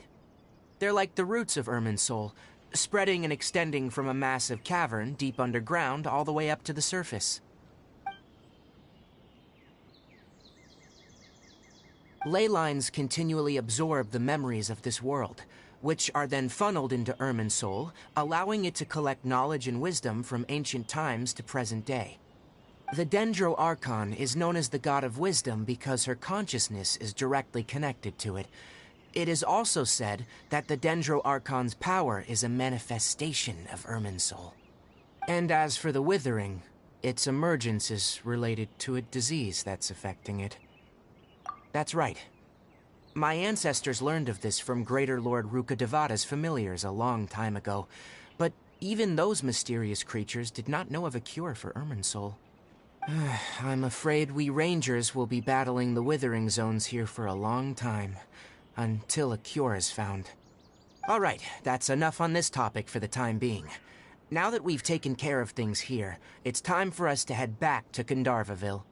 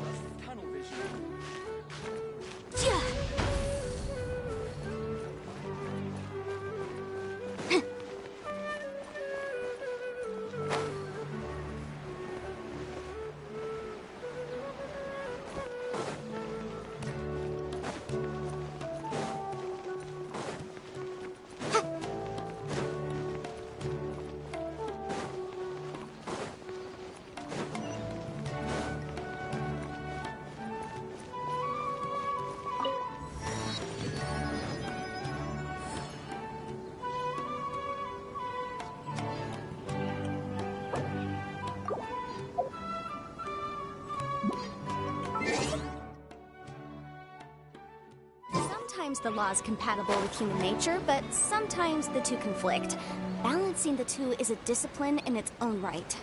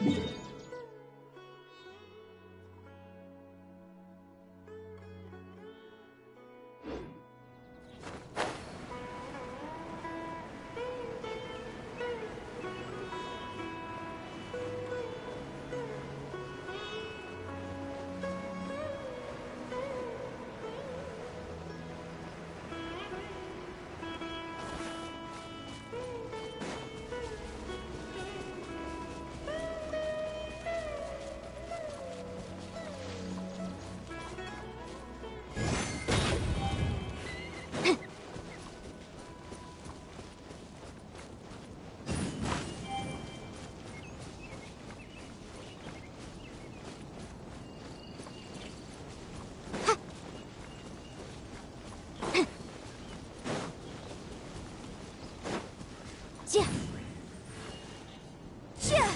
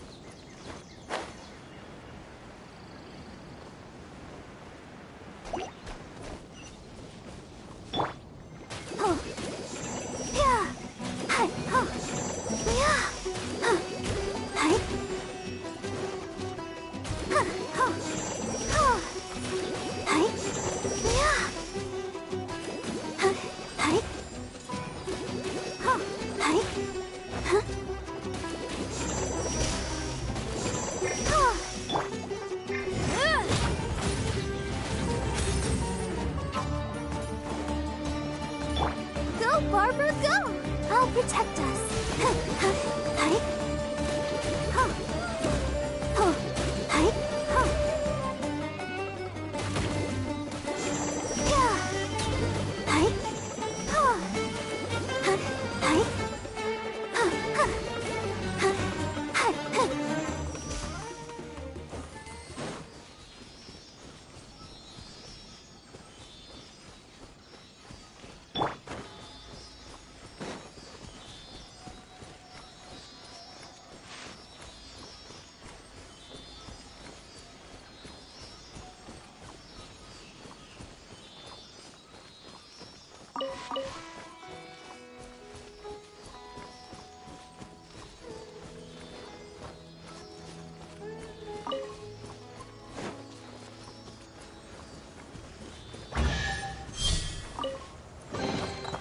Remarkable condition.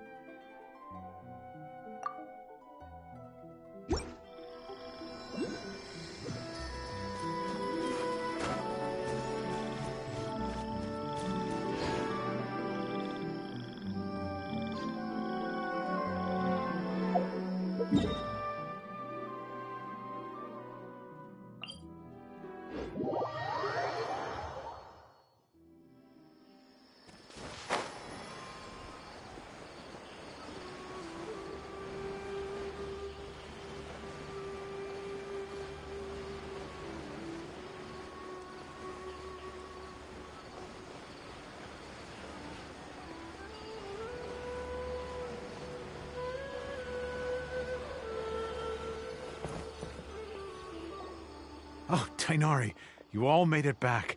How did it go? The withering zone you reported has been taken care of. No need to worry. Huh? Wait, is that? Oh no, Hypatia!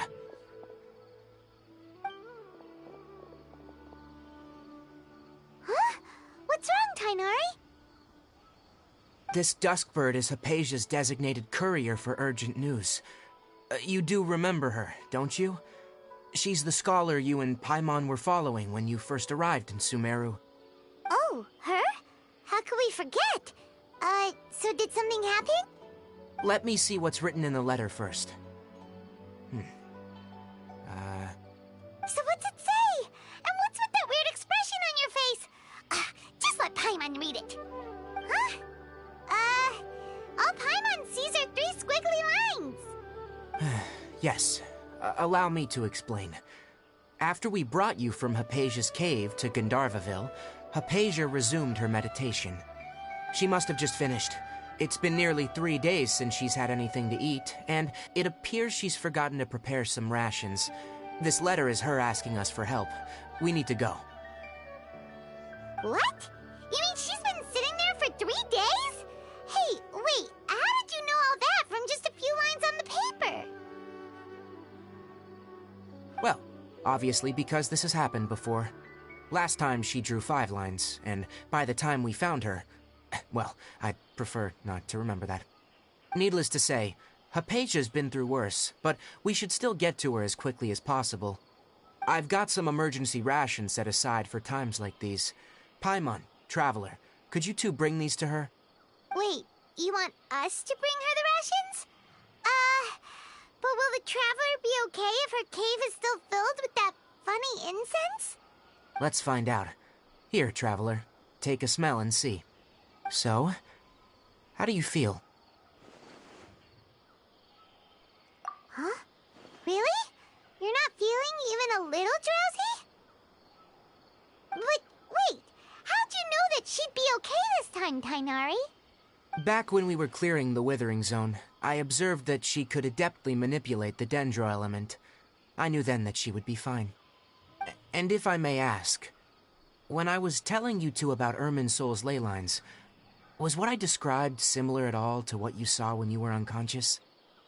That's correct. Those weren't hallucinations at all, though I don't intend to apologize for deceiving you. Because what you saw is of significant importance. Not just for the nation of Sumeru, but the entire world of Teyvat. My forefathers were shown much favor by Greater Lord Ruka Devata. We took an oath to protect this nation together with her. Now that that duty has fallen to me, it was a part of my responsibilities to ascertain whether you could be entrusted with the fate of Sumeru. Now, after seeing you in action with my own eyes, you have earned my confidence, and I no longer feel the need to hide any secrets from you. When you passed out, your consciousness had connected directly with Irminsul. What you witnessed were actually real memories contained within Irminsul itself. I could try to tell you more, but it would be better if you went to ask Hypatia instead. Her focus on meditation and use of Spirit Borneal are aimed at establishing a connection with Irminsul, just as you did. That sounds nice and all, but will she really help us? Seriously, she completely ignored us the last time we tried talking to her. That was because when you ran into her, she was in a special phase of her training. During that time, she must avoid communicating with others. Please, wait here for a moment.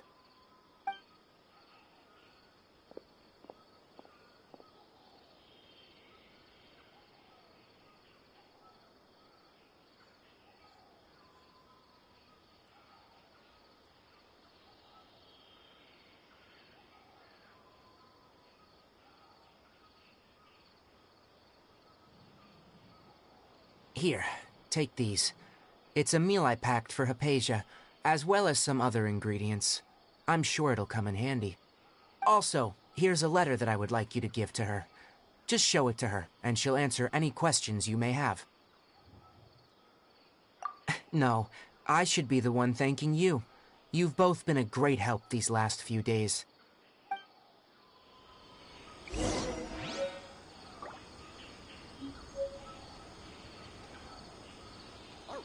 Yesterday, a total of 5 dusk birds flew by.